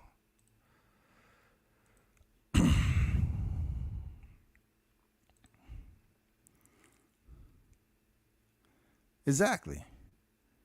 Chad Ochocinco, they had his network in there as very low, and he told them, "Look, what's my network?" Exactly. He showed them right there. What that say? What that say? Okay. BIG, what's good? They had 3 fights with Tyson Fury, with Daniel Cunningham right there. I'm just saying, they ain't up here trying to knock down Tyson Fury though across the pond. They ain't trying to fuck with those gypsies, but they want to fuck with a nigga from Omaha, Nebraska. They want to act like, oh, he ain't from a popular place that I'll support. He ain't from Texas. He ain't from North Carolina, South Carolina, Georgia. He ain't from Virginia, Baltimore, D.C., Maryland. You know what I'm saying? I mean, come on. He from Omaha, Nebraska. Niggas can't relate to Omaha. So they want to sit up here and act like Crawford's the worst boxer ever. Get the fuck out of here, dog. He didn't get behind the wheel at 3 a.m. in the morning and goddamn be ejected from the vehicle, bro. Y'all don't talk about that shit. He wasn't intoxicated under the same promotion for which he's supposed to talk about all money ain't good money. All alcohol isn't good alcohol either. All shot glasses aren't good shot glasses either. And all friends aren't good friends either. I'm still waiting for somebody to show me anything at all that substantiates the claims of a Bud Cunningham connection. I'm waiting too, because all of a sudden, see, they know when they come over this motherfucker, man. Most of the time I done heard this shit. I can pinpoint it to where they heard it. All I'm saying is, why now? If him going to BOK Prime, they try to say that, oh, that shit may be financed by Daniel Cunningham. You think the Fed's that stupid? You think they don't know and they can't tie down where somebody is at, and if they have any type of ties to someone, if they're funding money to that particular organization, they try to say, oh, that's how Cunningham is linking up to Crawford. That's the dumbest shit ever, bro. And like I said before, why is this even a damn topic of discussion? The man got up from freaking negotiation, right, with PBC. So you're trying to tell me all the time where they was in negotiation, was it something in the paperwork? Because I ain't hear Errol Spence mention it. Was it anything about Cunningham? For real. Why take the time out in August to send that man paperwork? And these people up here talking about, oh, he has relations to Daniel Cunningham. Why even go in negotiation with it? Just continue Operation Duck Sauce and keep it moving. If that's what you want to use and talking about, oh man, he has mob ties, but you got motherfuckers you got motherfuckers that's beneath your banner. Listen to me now. They don't want to hear the truth. Listen to me. You got motherfuckers beneath your banner that Charleston White is talking about. Charleston White is talking about how you tied down to this, and this, and this, and this. But niggas want to talk about mob ties? But they ain't talking about motherfucking catching diseases and this bitch over here, that bitch over there, and who was getting chased at this time in the morning. They talking about a possibility, nigga. They talk about a possibility, dog. Affirm W says, Art of War, stall him out with the inactivity. Man. I think it's Operation Duck Sauce. I don't even think it was enough activity to be considered something that they would use in the Art of War. You know what I'm saying? Shout out to Zoo. You know what I'm saying? Very, very informative book. Very, very informative. I see where you're going, that Gooch. Real talk. I see where you're going with that. I see where you're going with it. Look up Rachel Lanier. She did the research on BOK and broke it down. To my knowledge, BOK license is suspended. Listen. Once again, okay, we have someone. Once again, check this out. I don't have nothing bad to say about what she's doing. She has every right to go ahead and locate and research whatever. Like I said, you have businesses out here.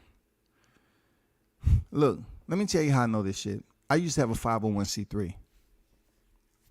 I learned a lot back in the day about nonprofits and all that, run this business, that business.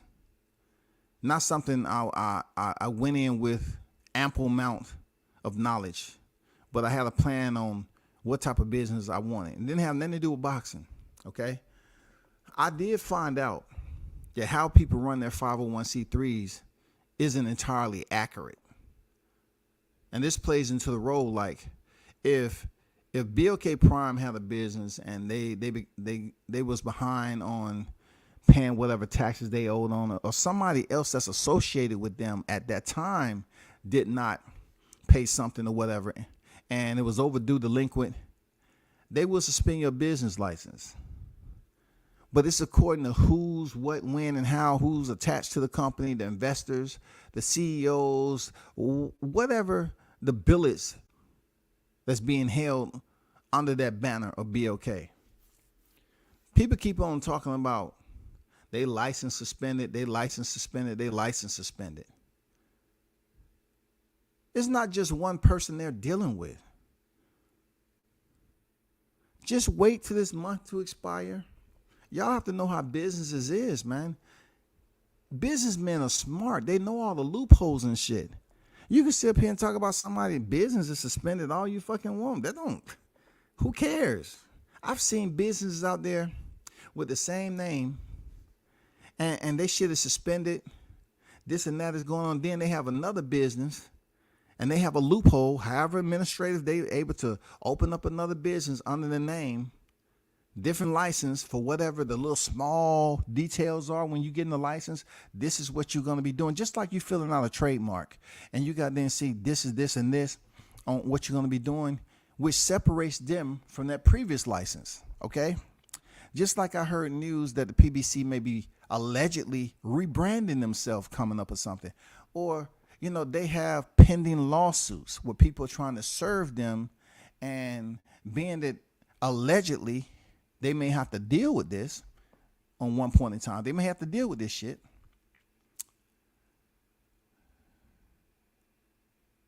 That's why people get LLCs. You know what I'm saying? There's too much legal shit that I don't know about that whole point. But what are y'all going to say if it ever comes down to people trying to sue a promotion that y'all rocking with so heavy for them not paying people when they supposed to, and them not wanting to go out in public because they don't want to get served with allegedly papers, legal papers, to get them to come to court? Why are they out of sight, out of mind all the time? It's not because they're just trying to be the ghost that was. It's a whole lot more that goes into that. And look, this is people from beneath their own promotional umbrella. Because PBC is not a promotion company. They're not a promotion company. TGB is, to the Goose and Brown, but PBC is not a promotion company. Remember that. Hoghead Cheese. It's the cartoon. Most don't understand low hedge fund work. It's very technical, bro. Even me, I don't understand everything about that shit. You know what I'm saying? I'm pretty sure somebody asking all of a sudden where the 50 million coming from, and they're giving you, if you're not willing to make the fight and accept the offer, why should they disclose who the 50 million coming from? If an attorney's there and they verified that the 50 million is coming from a reliable source, the funds are there, they're verified. If indeed you want to carry forward with this business, guess what? I can verify that the funds are there. They're not going to go drop names and everything so that person can go up here and make phone calls and try to broker their own shit. Especially if they said that the hedge fund people knows who PBC is. Come on, bro. Feds go through a long and full investigation to make sure all their T's are crossed and their I's are dotted. They're going to get him and everyone else involved. I mean, if that's what they're looking for with him, that's what it is. But to be honest, it has nothing to do with this topic of Terrence Crawford. You have people who have taken pictures with him, and people are not really highlighting their name in the topic. They're not speaking damningly about it. They're not trying to bring up any type of connection or conspiracy or tie them in to freaking illegal activity. No, they just picking on. They trying to goddamn highlight Bud all the time. I mean, because he's easy and accessible. While Errol's playing games with Bud, he better be worried about his Mo3 case putting a stop to his boxing career. Man, see, I heard people talk about that over and over again, right? I don't talk about the shit like that. I've heard people tell me that may be one of the reasons why he don't want to leave Texas, for security reasons. He want to try to have the fights in Texas. Terrence Crawford didn't want to have the fight in Texas, so they was going to do everything possible for him not to have the fight in Texas. Yeah, that's real talk. That shit I don't talk about. That shit all the aerosexuals not going to talk about. They don't want to talk about that. But if you notice, he hasn't left Texas since the Porter fight. That's when all that shit went down, right? Right? Mo3 can't be passed. He can't be shot if he's supposed to be the one chasing him, right? So therefore, he was living after the Porter fight, rather. He was living. And then all of a sudden, he's done. Say what you say. I'm not making any type of accusations. I'm not in it. But it's all allegedly. Fights began before negotiations. History, Ali versus Frazier. Ali pulled in Philly to make the fight. Frazier's team was stalling Ali out. Appreciate that, Jim. It might have a lot to do with Bud. It's yet to be seen. Do you really know? Bud and his team only knows. It don't have a lot to do with anybody. Why would it have a lot to do with Bud when they was up here saying he was attempting to see or check in get some information or knowledge at the time. At the time, this dude wasn't under investigation, but all of a sudden he comes under investigation and they bypass Tyson Fury, bypass Bob Arum, bypass Eddie Hearns, and the only person they want to talk about is Bud Crawford. Get out of here, dog. Get the fuck out of here with that shit. Come on. Get the fuck out of here. Get the fuck out of here like they say in New York. Get the fuck out of here, man. You just can't pinpoint Bud Crawford as being this guy who you want to then attach to this guy. How many black men, period, that you tie down to the mob? Oh, my fault. We're talking about the YTC. They love grabbing a hot air balloon and a blimp and putting a message on the side and flying that bitch within the damn social media realm. This is what I want y'all to look at today. Crawford and Cunningham tied in together. No. The man is a free man. He's went the entire calendar year. Nobody ain't said shit. Nobody paid attention. All of a sudden, he walks away from negotiations, shows his power, his business savvy, attention to detail, asking questions, not doing the usual slavish type mentality, going over there like he want to be a part of something, signing his fucking life away, sitting down and just boxing. Take what they give you. Be the challenger. Take less money. Just because he's not up here following those ill-advised, malicious instructions, people want to dog him out. No, tell it for what it is, bro. Most of the heavy distractions are coming from that side, man. They don't want to get off those belts. They don't want to get off the motherfucking belts, bro. They got too much going on. Whether it's his personal shit outside the ring or them straight up, they're trying to make it difficult for Crawford. Because you always got to do the process of elimination, people. If he fought Mikey Garcia, I don't remember this being an issue with them. Sean Porter, no issue. Danny Garcia, no issue. Your Dennis Ugas, all of a sudden you get to Crawford, right? They come up here on the first semester of the year. I just want to come out here and get it out in the open that it's just so difficult for us to just think about making the Crawford fight. We don't want to insult him with any type of offers. You know, basically they were saying he was worth more than they can afford. They understand Crawford was worth more than they can afford. But they just going to put it out there that they just can't give him the money that he's looking for in a fight of this magnitude. So to hear Al Heyman say he don't want nobody else touching it, but yet he himself, the only way he's going to touch it is with a 6-foot stick. You know what I'm saying? He's acting like, yeah, I can get a little bit closer to it if I wanted to, but I don't want to. I don't want to get as close as I want to. I don't have that power right now. I just want to keep it from a distance in the shade. You know what I'm saying? He want to operate from the shadows. You got a phone in the shadows. But when Terrence Crawford said, hey, can we just meet in person, you know, to try to make this work? Oh, no, my mom. I got to take care of my mom, man. So now Errol Spence come out talking about, oh, we just all need to meet in person. I wonder if they're going to be able to meet in person now. And January, February, do y'all think they'll be able to meet in person? Since Errol, somebody has GHOSTWRITER, his GHOSTWRITER put it out there. Do you think they'll be able to meet in person if Errol says it? Because his mom is not getting any younger. So therefore, if I'm looking at it in that way, they're never going to be able to meet in person. So how are we going to get this fight made? I don't know, man. Operation Duck Sauce over there at PBC is in full pledge. Forward, march, left, right, low, right, left foot, right, low, right, left, and left foot, right, low, right, low, right, left, right, left. Left foot, right and low, platoon. Right, peace. Parade. That's what it's gonna be, man. That's what it's gonna be.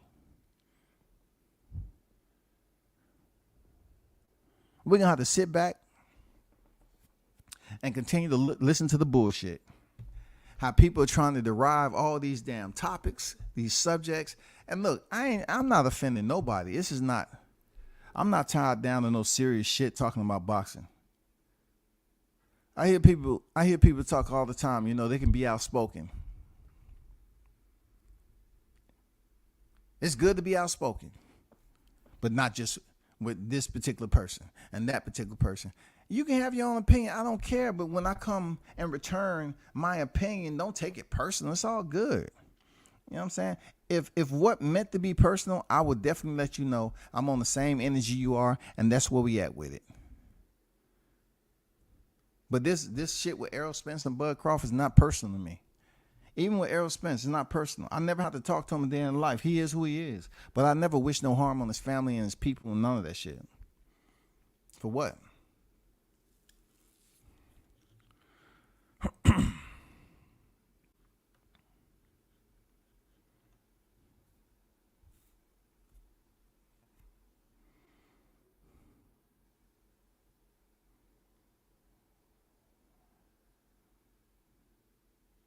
I'm not talking about did somebody meet and everything and this, that, and the other. You do your own homework. If you're talking about something that's totally irrelevant, you have to understand one thing. You continue to come over here and ask questions outside of what the topic truly is. I mention it because certain channels are trying to make it a topic of discussion. I'm done talking about it because it has nothing to do with him walking away from negotiation. So if people are going to come up here with these lies, right, it's up to them to investigate the lies. Investigate the lies. If you feel like Cunningham had an issue, if you feel like he's linked up to BLK allegedly, if you feel like that's the why Terrence Crawford left negotiation with PBC, investigate the lies.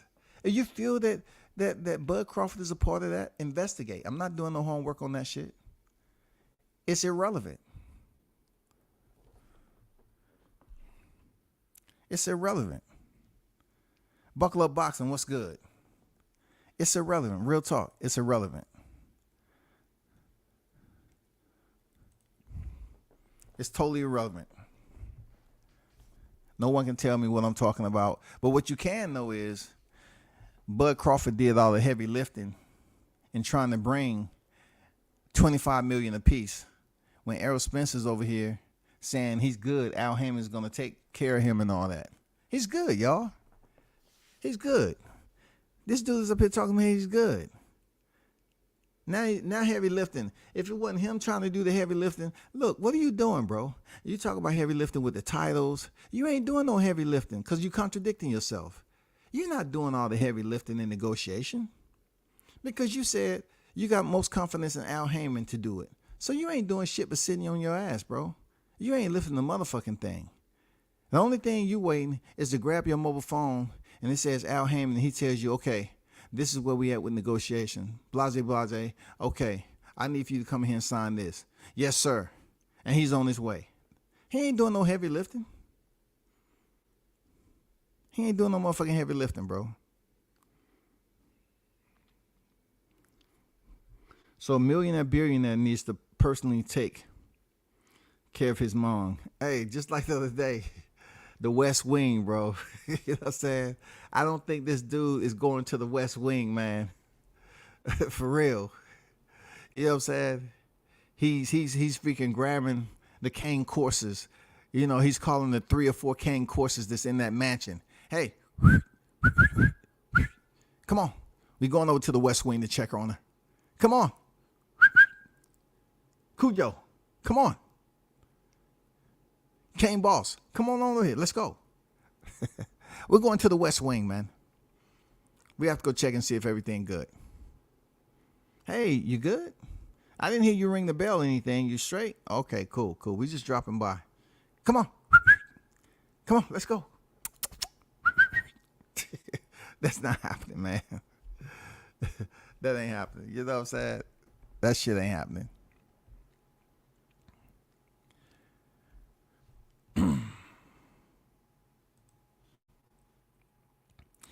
I got a feeling.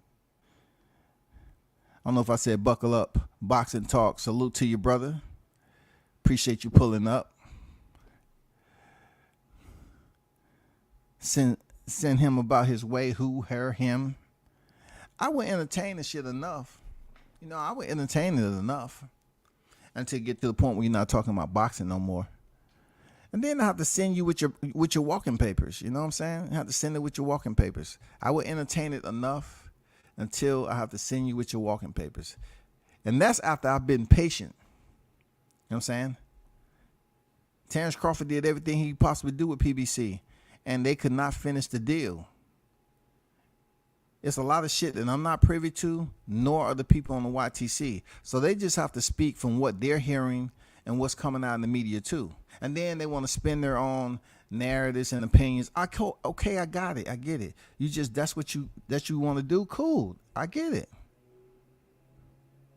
But when they start bringing up old videos or talking about what Crawford said he wasn't going to do and this, that's irrelevant to the current operations.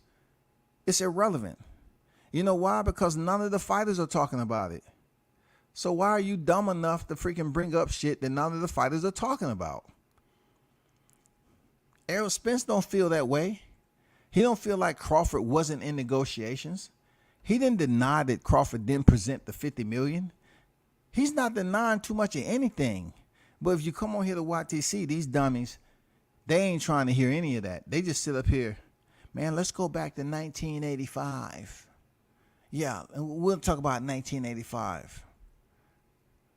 These motherfuckers are becoming Terrence Bud Crawford historians because they're trying to go way back to wherever he said, how he breathed, then make sure he screen record, get the audio of this, that, and the other.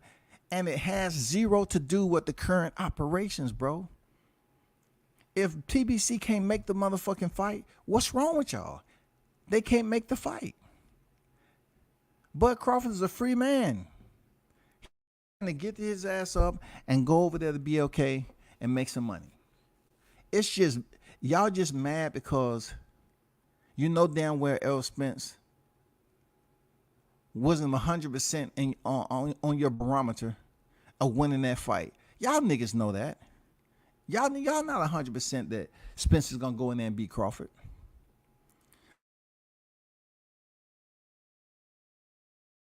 But see, y'all say that when it comes to I always say, hey, you ask a Crawford supporter, he always tell me how he going to win. He going to knock his ass out. You get straight to the point. Hey, he going to stop him. He gonna stop him. And then you get the legends, right? Hey, I just want to run this question patch. Who you think gonna win between Crawford and Spence? It's a big topic of discussion. Who you think? Oh, I got Crawford. Who you got? I got Crawford. Who you got over there? I got Crawford. B-Hop, what you got? I got Crawford. He say, fuck all the legends. I didn't see these same people doing a live stream on the legends. And when they was picking Crawford, you know why they saying what they saying? Because for one, they believe he's that guy. All around, he's that guy. And also how he carries himself outside the square. That's all. That's it, man. How he carries himself outside the ring. That's pretty much where they at with it. Real talk, man. People on this motherfucker get mad at people that they feel they have access to.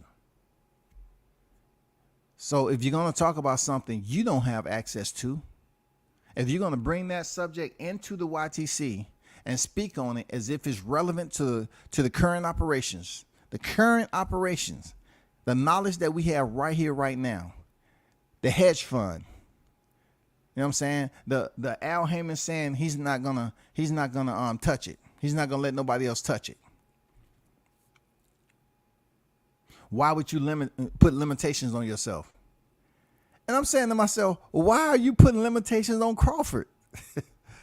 You talk about why would he put limitations on himself, but you put limitations on him. Why can't both fighters get guaranteed money? As big as you are, business savvy, you can't get guarantee money for both fighters. That seems like what Crawford was trying to do. He was trying to get guarantee money for both fighters. But then again, you feel like you're not going to get your percentage that you want. You got people to pay. I get it. You got people to pay.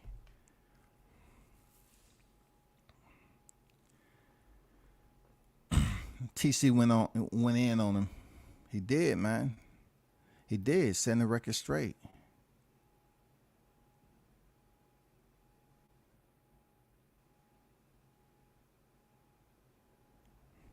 W says off topic. Do you know if the Bud BLK card and Top Rank card with TFM will run the same exact time? I don't know. Because this is the deal, man. That whole fight card is different. The whole promotion is different. The whole time slot is different. They might be on a Saturday, but we don't know how smooth BLK going to run with the promotion that they have with this. People up here dogging out the little promo they put out with Crawford, talking about they using cheap cameras and all that shit. But the promo is out. It's all about the editing, right? They don't want to see no good, no positive shit go on with this. They busy talking about how small the guy's camera was. Like that shit don't happen in real life at the fights. Oh, my fault. They wouldn't know because they don't go to fucking fights to do media. My fault. My fault. A lot of the damn information they get from the YTC is from individuals who had small ass professional cameras, and they was over there getting the footage. So that's what I'm trying to tell you about these people. They don't have no motherfucking structure and direction. They biased as hell. They're talking about how small the cameras was for a promo to be recorded and put out. So with that said, bro, I don't know what their time slot going to be. I don't know how much time they're going to have in between fights. I never seen them in action. So I'm looking forward to see the camera angles. I'm looking forward to see it's going to be like a static display. What I mean by a static display is you're just going to have about maybe 1, 2, or 3 cameras in certain locations, and they're just going to hit you from that. Where the bigger promotions, they have it from everywhere. Like they be moving that shit. They have the funding. They have the equipment, the high-end equipment and shit. Like, obviously. I don't know. I don't know what to tell you. I couldn't tell you because I never seen it go down like that. Hey, y'all know Ugas beat Bud when he was 5 years old, so he deserves less money. You ain't lied, man. You ain't lied, bro. They come up with some of everything. Why you putting limitations on yourself by taking $25 million up front? Hey, man. How can it be limitations? And you know damn well you wasn't going to make $25 million fucking around with them with the net pay without transparencies. I just want to, I mean, maybe you know that buckle up. Like, if his people got together and they pretty much had an idea what the ticket sales or whatever the case they was discussing in those term sheets. If Crawford understood he was going to be making way less, I heard he was going to be making less than $10 million fighting Spence. He was going to be making less than $10 million, even though somebody came out and said, oh, he was getting $15 million guarantee money. If Crawford knew he was going to be making less than $10 million, why wouldn't he try to source and get more money? When Teofimo Lopez did it against Vasyl Lomachenko, they weren't going around here acting butthurt like they had a hemorrhoid flare-up. When he was up there fighting Lomachenko and he negotiated from 1.2 to 2 mil, where were they at? What was he saying? Oh, my fault. Lomachenko is European. They wasn't invested. He had to be a little bit darker in shade, sound a little bit different when he talks. You know what I'm saying? He has to be looking more so like a black person, a black fighter without blackface. Then they would have really zoned in on him and gave him that work. When Teofimo Lopez, was going up against their favorite fighter, I was hearing that Lomachenko gonna beat him, this, that, and the other. But neither one of those fighters was black fighters. Neither one of them. Even though Teofimo Lopez has his footprint in NYC, you know what I'm saying, for Honduras and everything like that, they didn't give him the criticism. They didn't give Lomachenko the criticism.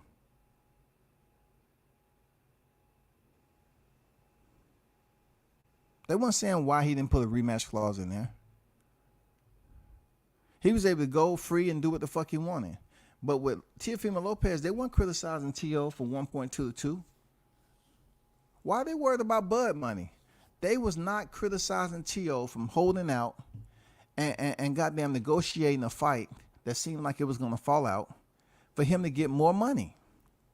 But if Bud Crawford does it, he's too black. God damn it, no black success, man. No black success, man. I'm telling you, no black success, bro. Hey, Spence is 1 inch taller, so he's the A side. For real.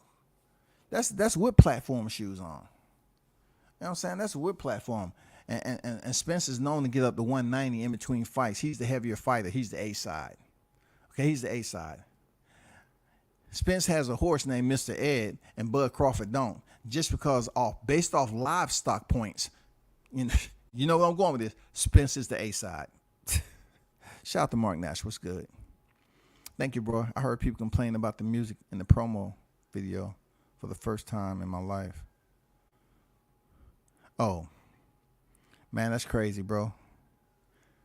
They're going to complain about everything. The way Bud Crawford looks as a person, his name, where he lives, you know what I'm saying? All that shit. Hell yeah, Crawford was going to be making less money through the PBC, no doubt. Of course, I'm going to see what's up with that $25 million guaranteed, no doubt. That's all I'm saying, man. He was going to make less than $10 million. That's without transparency. So who's to say how much more money he would have been fucked out of? So you up here trying to tell me the man don't have a right to stand up? I don't get it.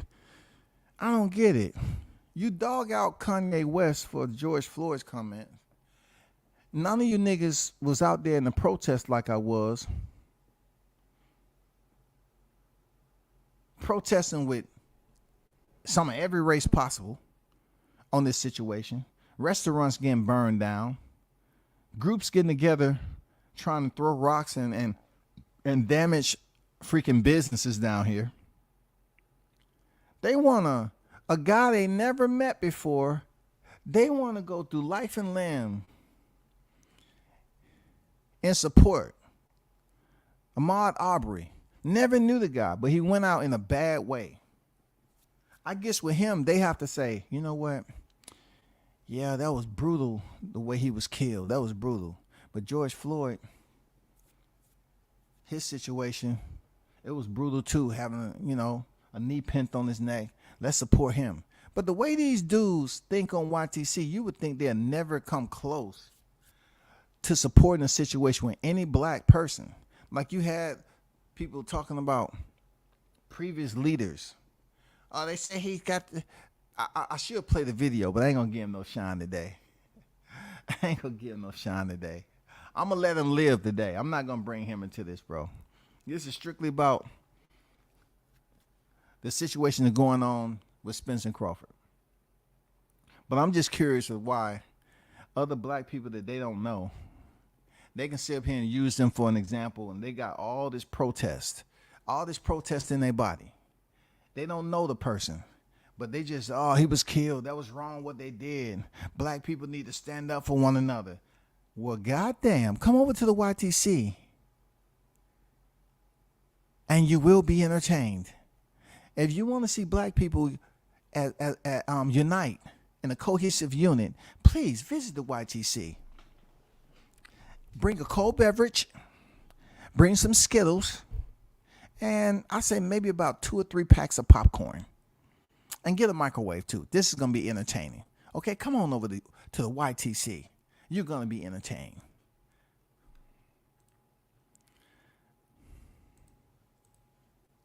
It's clearly a smear campaign against Crawford. You complain about his white T-shirt and hand wraps. I don't know what he's supposed to be using in the gym, Mark. When you go to the gym and you're about to get ready to work, this is boxing related. What happened when the fighters who are on these videos don't have no shirt on? They're jump roping and everything.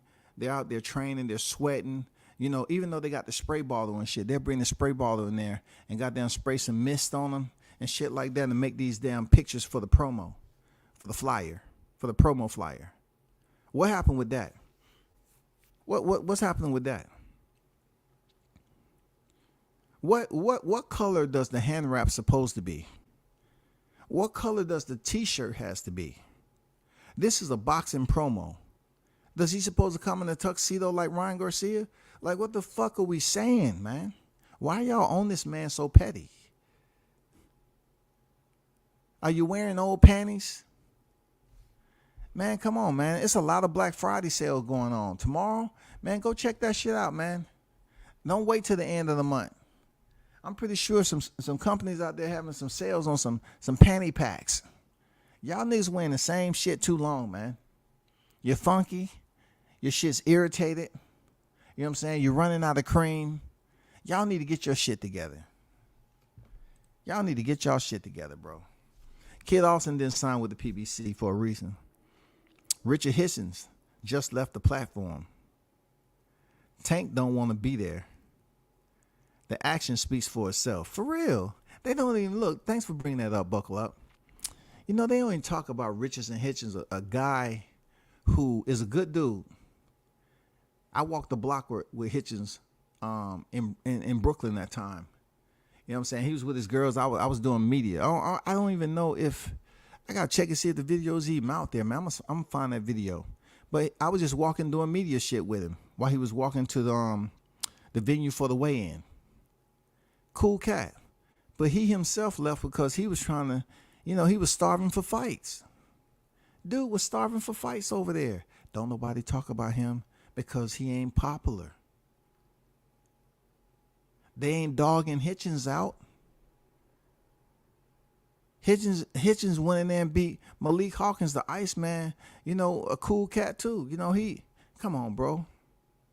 They ain't sitting up there dogging him out. And him and Gervonta are real cool. Him and Gervonta Davis are real cool, man.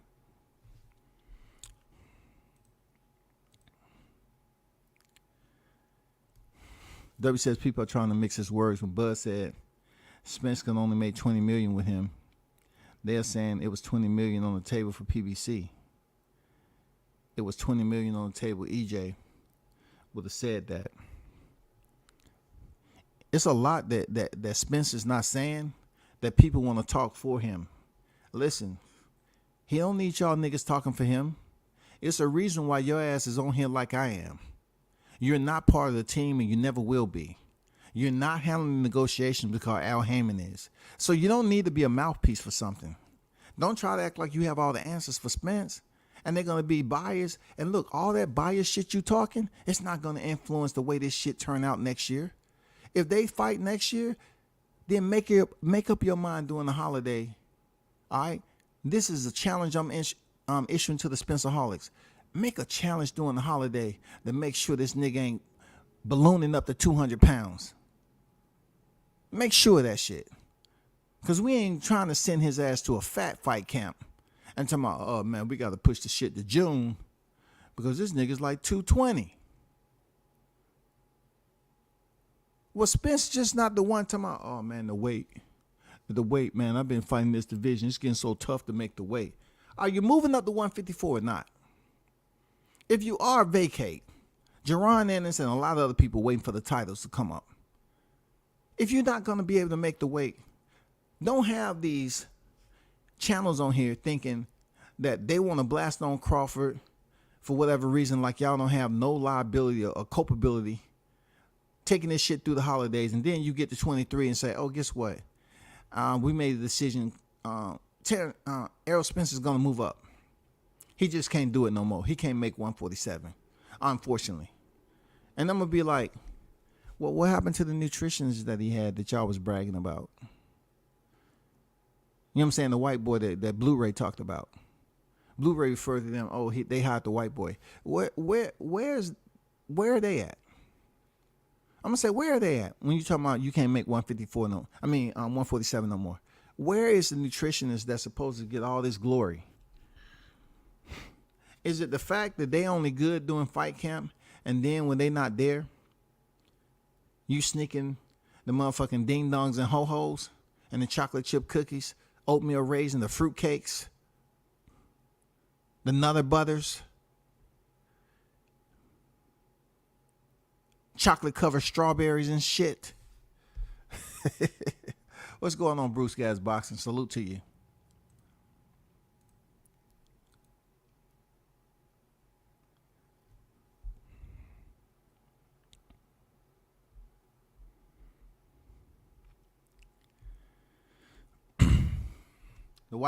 The YTBC is a place where you can contradict yourself weekly and disrespect people who support you with zero recourse. Real talk. I can't deny that. It's a place where also people can then push the same unapologetic narratives that are acutely biased, and they don't have nothing good to say about that person. They just go along with pushing the same shit, and they don't have no reservations about it. They don't care. They know the shit is false. There's no way to validate what the fuck they talking about. But yet they feel like they have some type of access to it on the YTC because they have their channels and they can sit up here and talk some nonsense. I don't lean too much into it like that. I don't get serious about it. I've heard so much people just be extremely biased about this topic. I listen. I pick what I want to take from it, but I never just forget it. Like, I'll pick and choose what I want to talk about, but only time I really talk about the extreme biasness is if I see a lot of channels running with the shit as if it's damn truth. You know what I'm saying? If it has some type of damn validity, you know what I'm saying? They trying to make it seem like it's facts and it's not. They just trying to, like you said, Mark, they just trying to use a smear campaign. That's when I would say something about it. Like, they say a lot of negative, false ass lies and shit. But I really want to talk about it like with anger and energy, because I know what their intentions are. They say shit just to get reactions out of certain channels that's pro-Bud channels or whatever like that. They just want them to be mad, angry. No, you don't have that power. You know what I'm saying? You don't have that power. You got to be mature about this shit.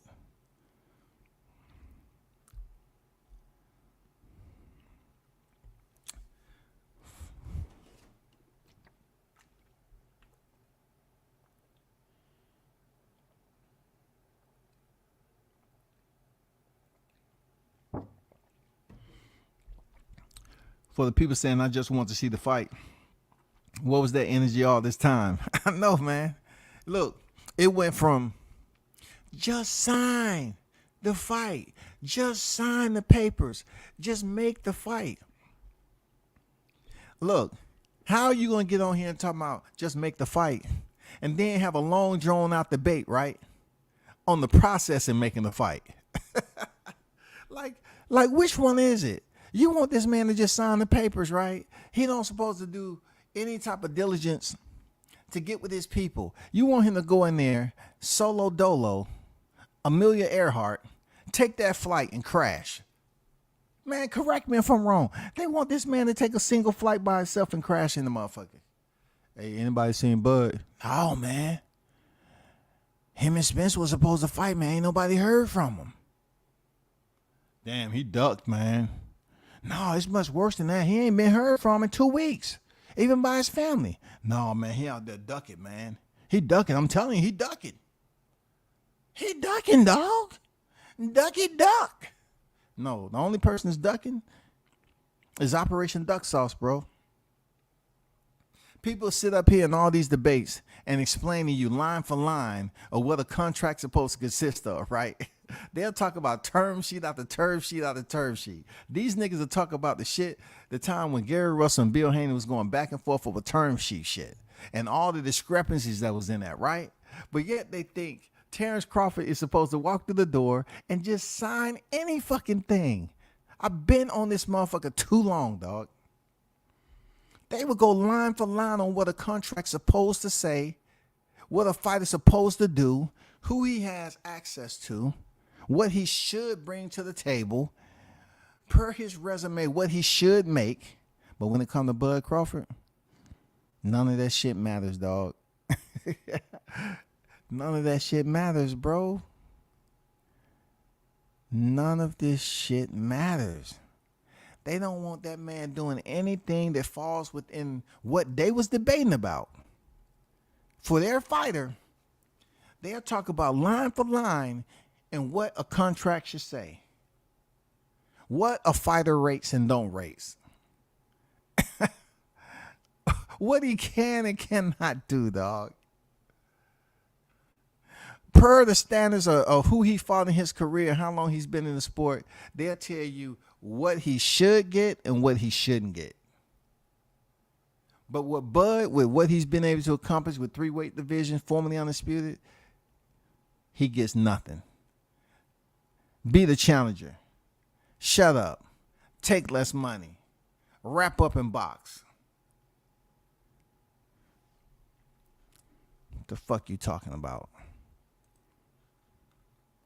Spence has never had a 20 to 25 million guarantee, but that's putting a cap on yourself. Seriously.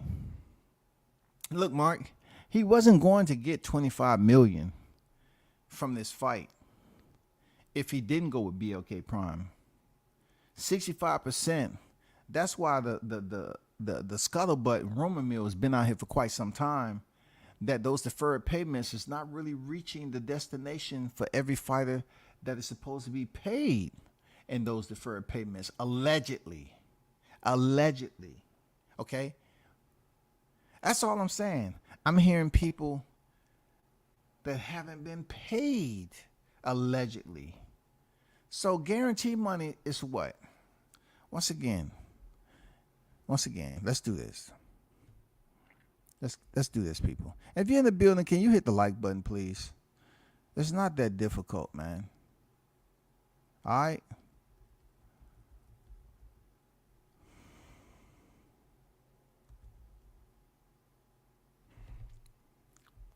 Let's help them out. That's all.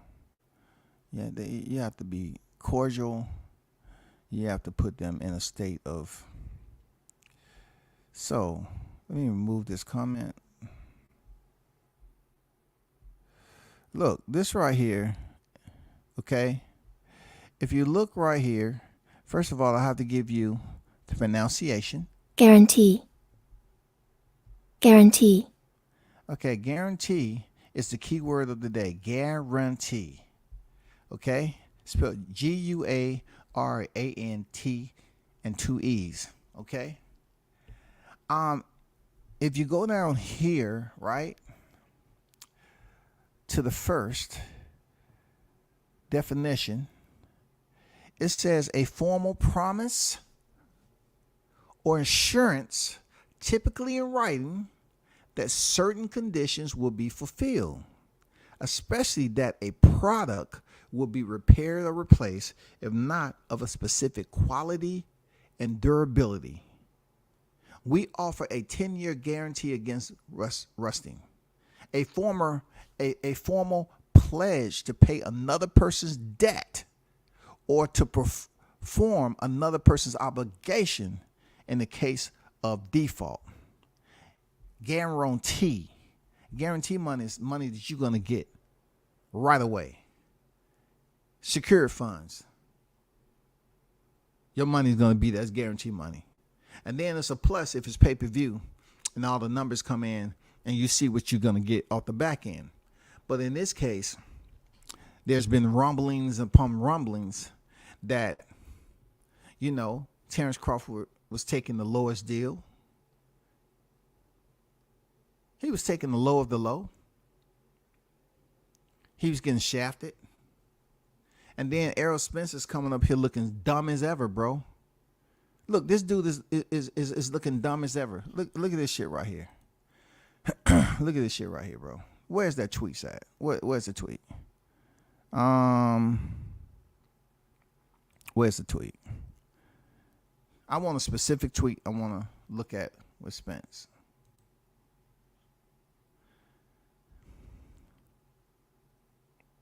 Where is it? That's not it. No.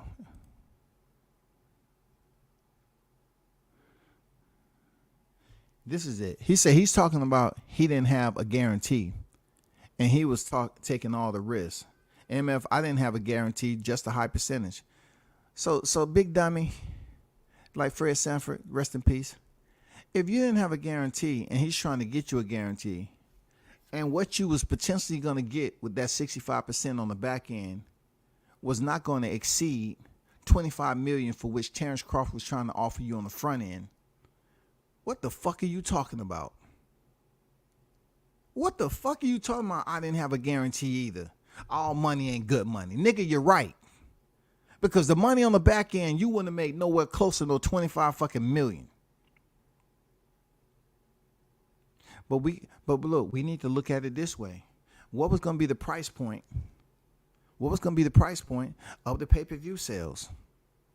You know what I'm saying? What was going to be the price point of the pay-per-view? What was going to be the price point? Do you know for sure you was going to get? Because guess what? People talk about how you did 350 with Mikey, and Mikey brought most of the motherfucking fan base. Did you make 25 million with Mikey Garcia? The lightweight? Because that was at AT&T Stadium. That's where all your pundits and freaking jesters sit up here and talk about all the time. Did you make it with Mikey Garcia? Because he was a 4-weight champion. You know what I'm saying? You bought the Mexicans. This is with a black fighter. So we all know when a black fighter fight a Latino fighter, you know, people of interest, it increases. The inflation. Oh my God, the inflation of interest when it comes to boxing fans is amazing. But then when you're talking about fighting black fighters, you for sure you was going to make that quarter on the back end, bro. Because all money ain't good money. You're proving your point. All money ain't good fucking money. So if you know for a fact you wasn't going to make 25 on the back end, why are you just going to sit up here and play the game and say like, well, I don't give a fuck what Crawford talking about. I wasn't getting a guarantee either. So why are you putting up the resistance then?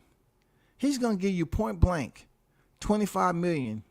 He's presenting it to you. But yet your manager saying, I don't want nobody else touching this shit. I don't want nobody else touching this shit. Why you want to put a limitation on yourself? Nigga, you putting a limitation on me. I bet Crawford was looking around the room like, no, Ashton.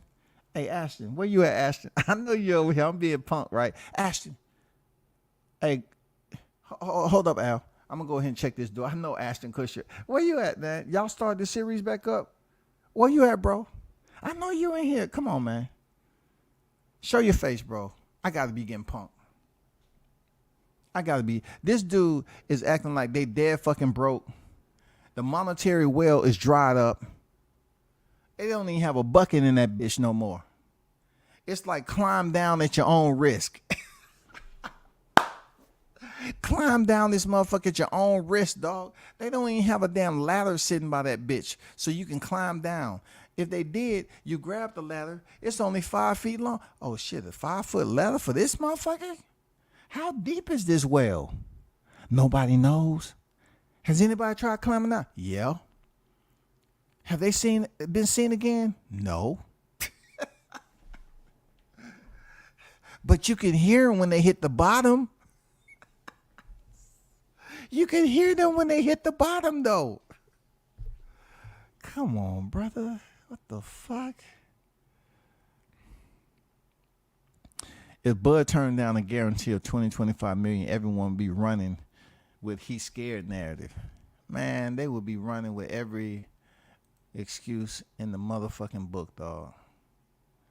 Spence never made 15 million guaranteed. No, he didn't. No, he didn't. Look, y'all remember this, right? If I still got it up here. No, that's not it. That's not it.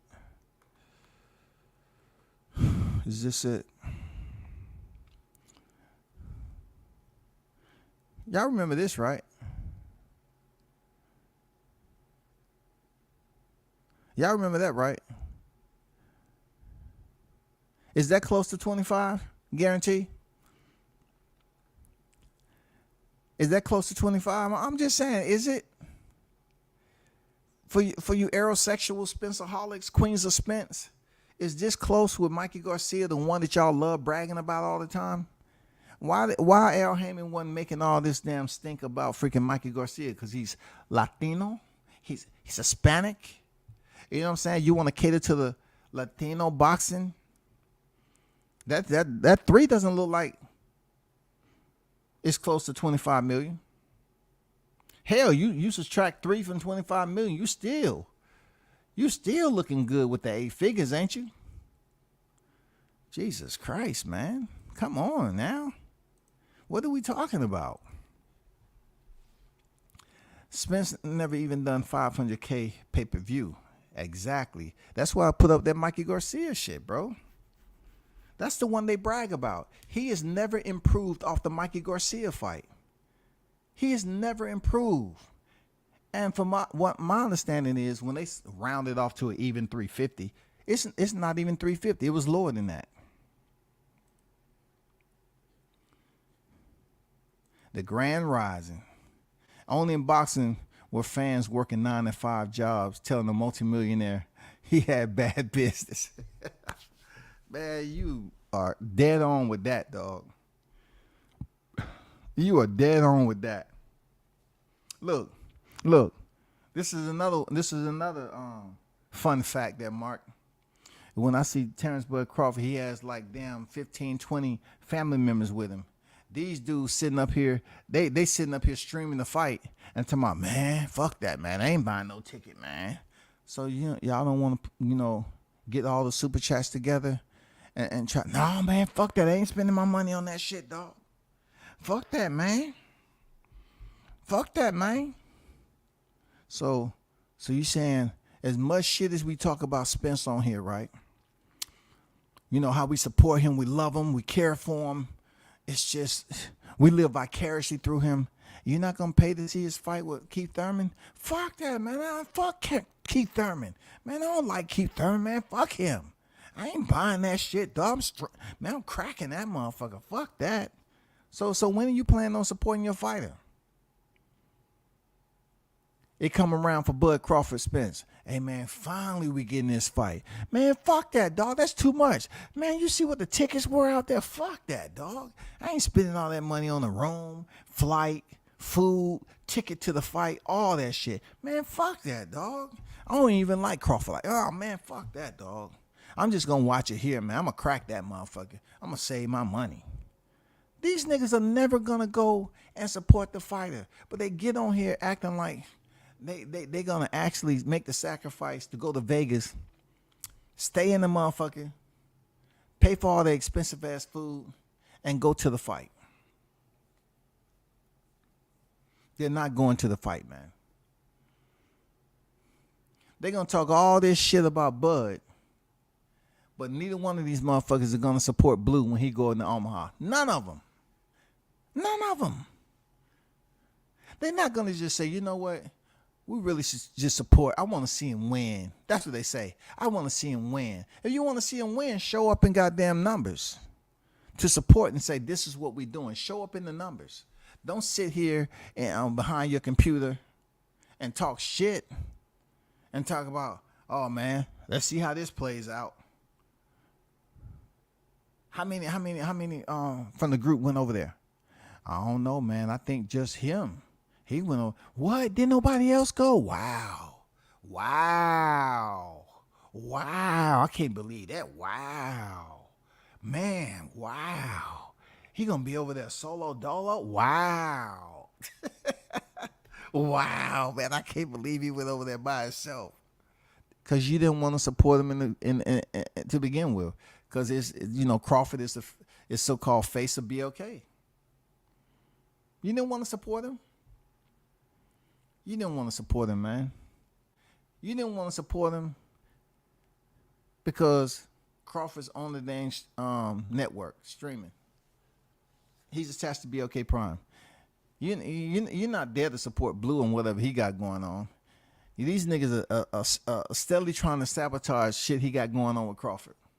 And they're finding out that's much difficult than what they believe because he don't have a bigger role than what he led on. So no matter what they try to do with Blue, it ain't going to sabotage the fight with Crawford. It's much bigger than that. They just don't know. They just don't understand it. They feel that they continue to dog Crawford out, it's gonna sabotage the fight. They wishing nothing but total failure for this BLK Prime fight card in December, and it's tough. They're gonna lose money on this shit because Top Rank has a heavy card on free TV, so they definitely gonna lose money on the pay-per-view now. That's without saying. It's like a fat kid on a seesaw, man. Come on. 225 pounds, 105 pounds. That shit is going to be so unbalanced. It's no competition. But there are going to be people tuned in to it, whether they buy it or not, because they're hoping Terrence Crawford go in there and lose. But the biggest question of this entire day is, when is Crawford going to get on here and have a promo with whoever he's fighting? Who is he fighting next? You remember when they used to talk about what Crawford's doing and he just got out the ring with Sean Porter? Then I'm asking you, what is Errol Spence doing next, man? He's not fighting Bud Crawford. What is he doing next? Y'all should be focused on what Errol Spence is doing next. When is it going to be official? Help me understand that shit. I don't know. I really don't care. You know, I see the shit going up with that and Paramount. I said Paramount. Paramount. I see the shit going up. We all know the big dog left. Ain't nobody trying to talk about that, though. Isn't that an attachment to PBC? Would they be affected, you know what I'm saying, by that shit? I've talked to some people that's at PBC is telling me that shit's in disarray with the Showtime shit and all that. Yeah, bro. I don't like talking about shit like that. I just want to see it play out and talk about it. I don't want to predict their demise. I don't want to talk about shit I'm talking behind the scenes. I don't want to do that. I just want to keep it confidential and see how it plays out. If Showtime is in jeopardy, let's go. Let's watch it. Is it true Davis' fight with Uz Kostagi is canceled and is planned in March? In case someone just messaged me, working and listening. I will have to do my own due diligence after this and check it out. If indeed Caleb Plant and David Benavidez is finally fighting, it's great. It's great. Because that fight with Jose didn't make any sense after him. You know, he got his ass beat by Lionel Thompson down here. You know what I'm saying? A lot of people don't know who Lionel Thompson is, but dude can fight. And he beat the shit out of damn Uz Kostagi. He did. So if finally Caleb Plant and Benavidez is going to fight, bro, yes. Caleb Plant owes his fans that because he's been on record as saying that Benavidez is the easiest motherfucking fight in the division. That was when he was champion.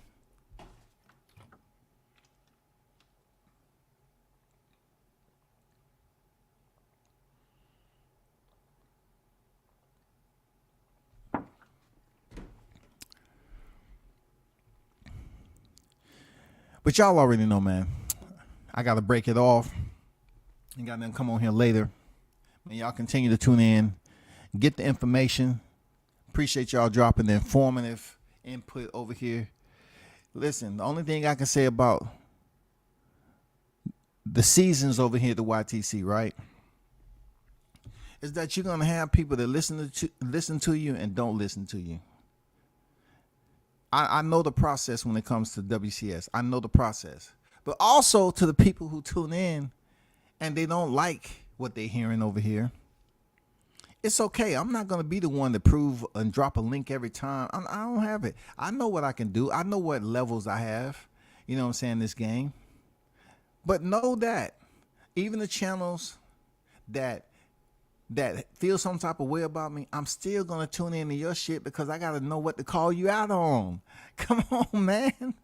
I'm going to give you that one view you looking at, and I'm going to goddamn hit the volume button so I can see what you're saying.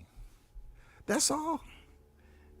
So do it for me because I don't do it for you. I know y'all do it for me, but I don't do it for you. Go ahead, do your live streams, you know, continue to talk your shit. Be as biased as you possibly can be.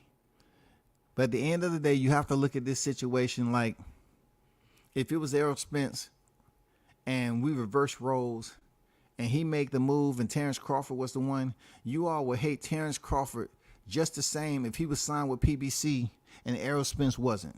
If I said this before, if Errol Spence was out here independently and he was coming there trying to make the fight with Terrence Crawford signed with Al Heyman, and this shit went down the way it did, y'all be there cheering and praising Errol Spence. Do what you gotta do, dog. Fuck that. Walk away if you got to. Be your own man. Stand up for yourself. Advocate. 10 toes down, nigga. Do what you gotta do, Spence. That's what I'm talking about. Fuck him. You don't need him anyway for your legacy. Fuck him, man. He a bitch ass nigga. Fuck him. That's all you will hear. Fuck him. They'll be up here talking about, man, they don't want the fight. Operation Duck Sauce. They don't want the fight. They don't want the fight. That's all you will motherfucking hear, dog. That's all you will hear. If Errol Spence was reverse roles and he was in Crawford's position and Errol Spence brought that $25 million to the conversation, fuck Crawford. He turned down $25 million. The nigga ain't never made $25 million. He ain't never got no guarantee. $25 million? Fucking dummy. He don't know what the fuck he doing. See, that's what I'm talking about. Somebody need to get with him. His team fucked up. He fucked up. See, that's what happened when you fake it your entire career. You don't know what the fuck you doing. He brought you $25 million. Nigga, that's more than you ever made on the front end or the back end. What the fuck are you thinking? I'm serious, bro. They will go in on Crawford if the roles were reversed. He ducked. He don't want the fight. $25 million? Are you crazy? Terrence Crawford asked, where was the $50 million? Nigga, you don't worry about that. He brought the shit to you. Look, at this point in your careers, why would Spence come up here and bring $50 million? Why would he bring $50 million up and he don't have access to it? Man, get the fuck out of here. All you doing is capping. You don't want the fight. He brought you $50 million. He brought you $50 million. He brought you $50 million. You know what I'm saying? 25 for him, 25 for you. He brought it to the table. You couldn't make this shit happen. You know why? Because Al Heyman got your ass locked down. You can't do shit without asking Al. Crawford can't do shit without asking Al. He can't do shit. He locked down, dumbass motherfucker. Okay. Spence, take your shit elsewhere. Who Spence fighting again? Avenida? Good. Go fight him. He a quality fighter. Where his rank at? He ranked about number 6. Okay, that's what I'm talking about. He in the top 10, close to number 5. You might as well put him in number 3. You know what I'm saying? He might as well put him in number 3. So he's a top 5 fighter. Spence has every right to go over here to BLK Prime and get this shit done. What they gonna pay him? Oh, hell yeah. Hell yeah. Go get that money, bro. Get your bag. Get in your bag, man. Get in your bag. Go over there to BLK Prime, Spence. Yeah, man, you doing the damn thing, dog. Oh, did you hear what Rachel Donaire said? You know, she was like talking about this, that, and the other. You know, the headquarters, the address for that shut down, and the business like suspended with you. Man, fuck all that, man. Get your bag. I know damn well Derrick James and Errol Spence Jr. wouldn't be going over there to BLK Prime if this shit wasn't right. Man, this shit is legitimate. Y'all just hating on the nigga. Y'all just hating. Spence, go get your money, dog. Get your motherfucking money, dog. Don't fuck these niggas. They ain't helping you out, man. Fuck them. Fuck them. Go get your money, dog. Look, the promo come out, right? The same shit Crawford did. That's what I'm talking about. That shit. Did you see that promo? Man, I'm going to put that shit on my motherfucking IG. Hold up for a second. Let me download that shit on my IG. Let me download that shit. Fire, dog. Shit, that motherfucker fire. That shit fire. Hey, what about, you know, you saying it look a little low budget. Look, listen, man. I don't know where the fuck you came from, but when a company starting off like BLK, bro, you got to give it time, man. They just can't come out the box and spend all that money. And then, look, that shit look damn good for the budget they got. You know what I'm saying? So you don't have a problem with the guy, you know, having this. Bro, listen. You know how many guys use the same size camera that is to get the footage? That ain't nothing. Pay attention to the promo, man. Spence did the motherfucker, dog. He's independent. He don't have no promoter. Fuck Crawford. Crawford got a promoter. He got a promoter, man. He chose to get locked in with Al. He chose to. He ducked. They ducked, man.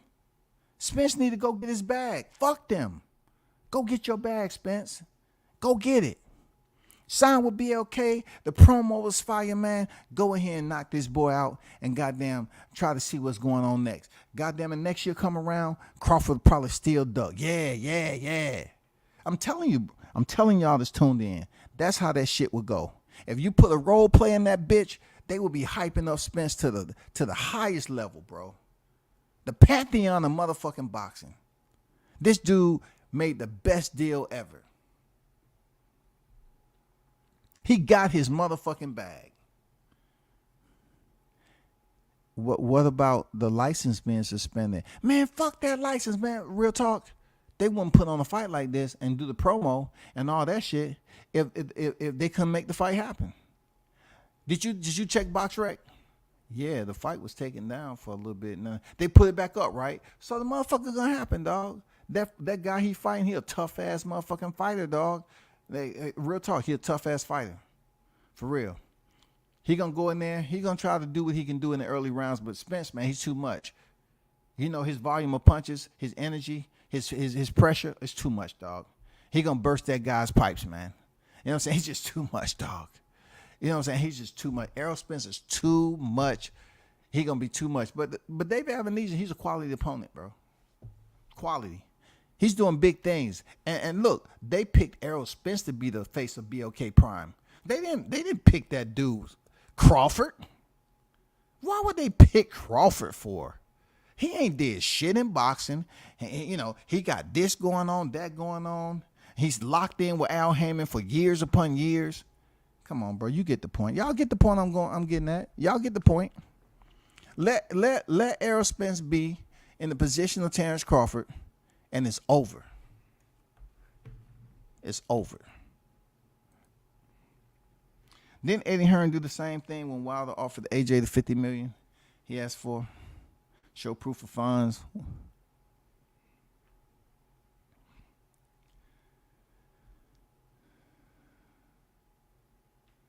When show proof of funds, when Blue said Bud told him he accepted all the lowball offers, no one denied it. Yeah. Allegedly. I mean, he's been on record as saying that he accepted what they wanted. He accepted it. And then they come up with something else. I believe him. But people, I'll be back on a little bit later, man. Appreciate y'all. One love to everyone that's in the chat. Everybody pulled up in the chat, man. Hit the like button on your way out the door. Continue to turn up and tune in the world. Come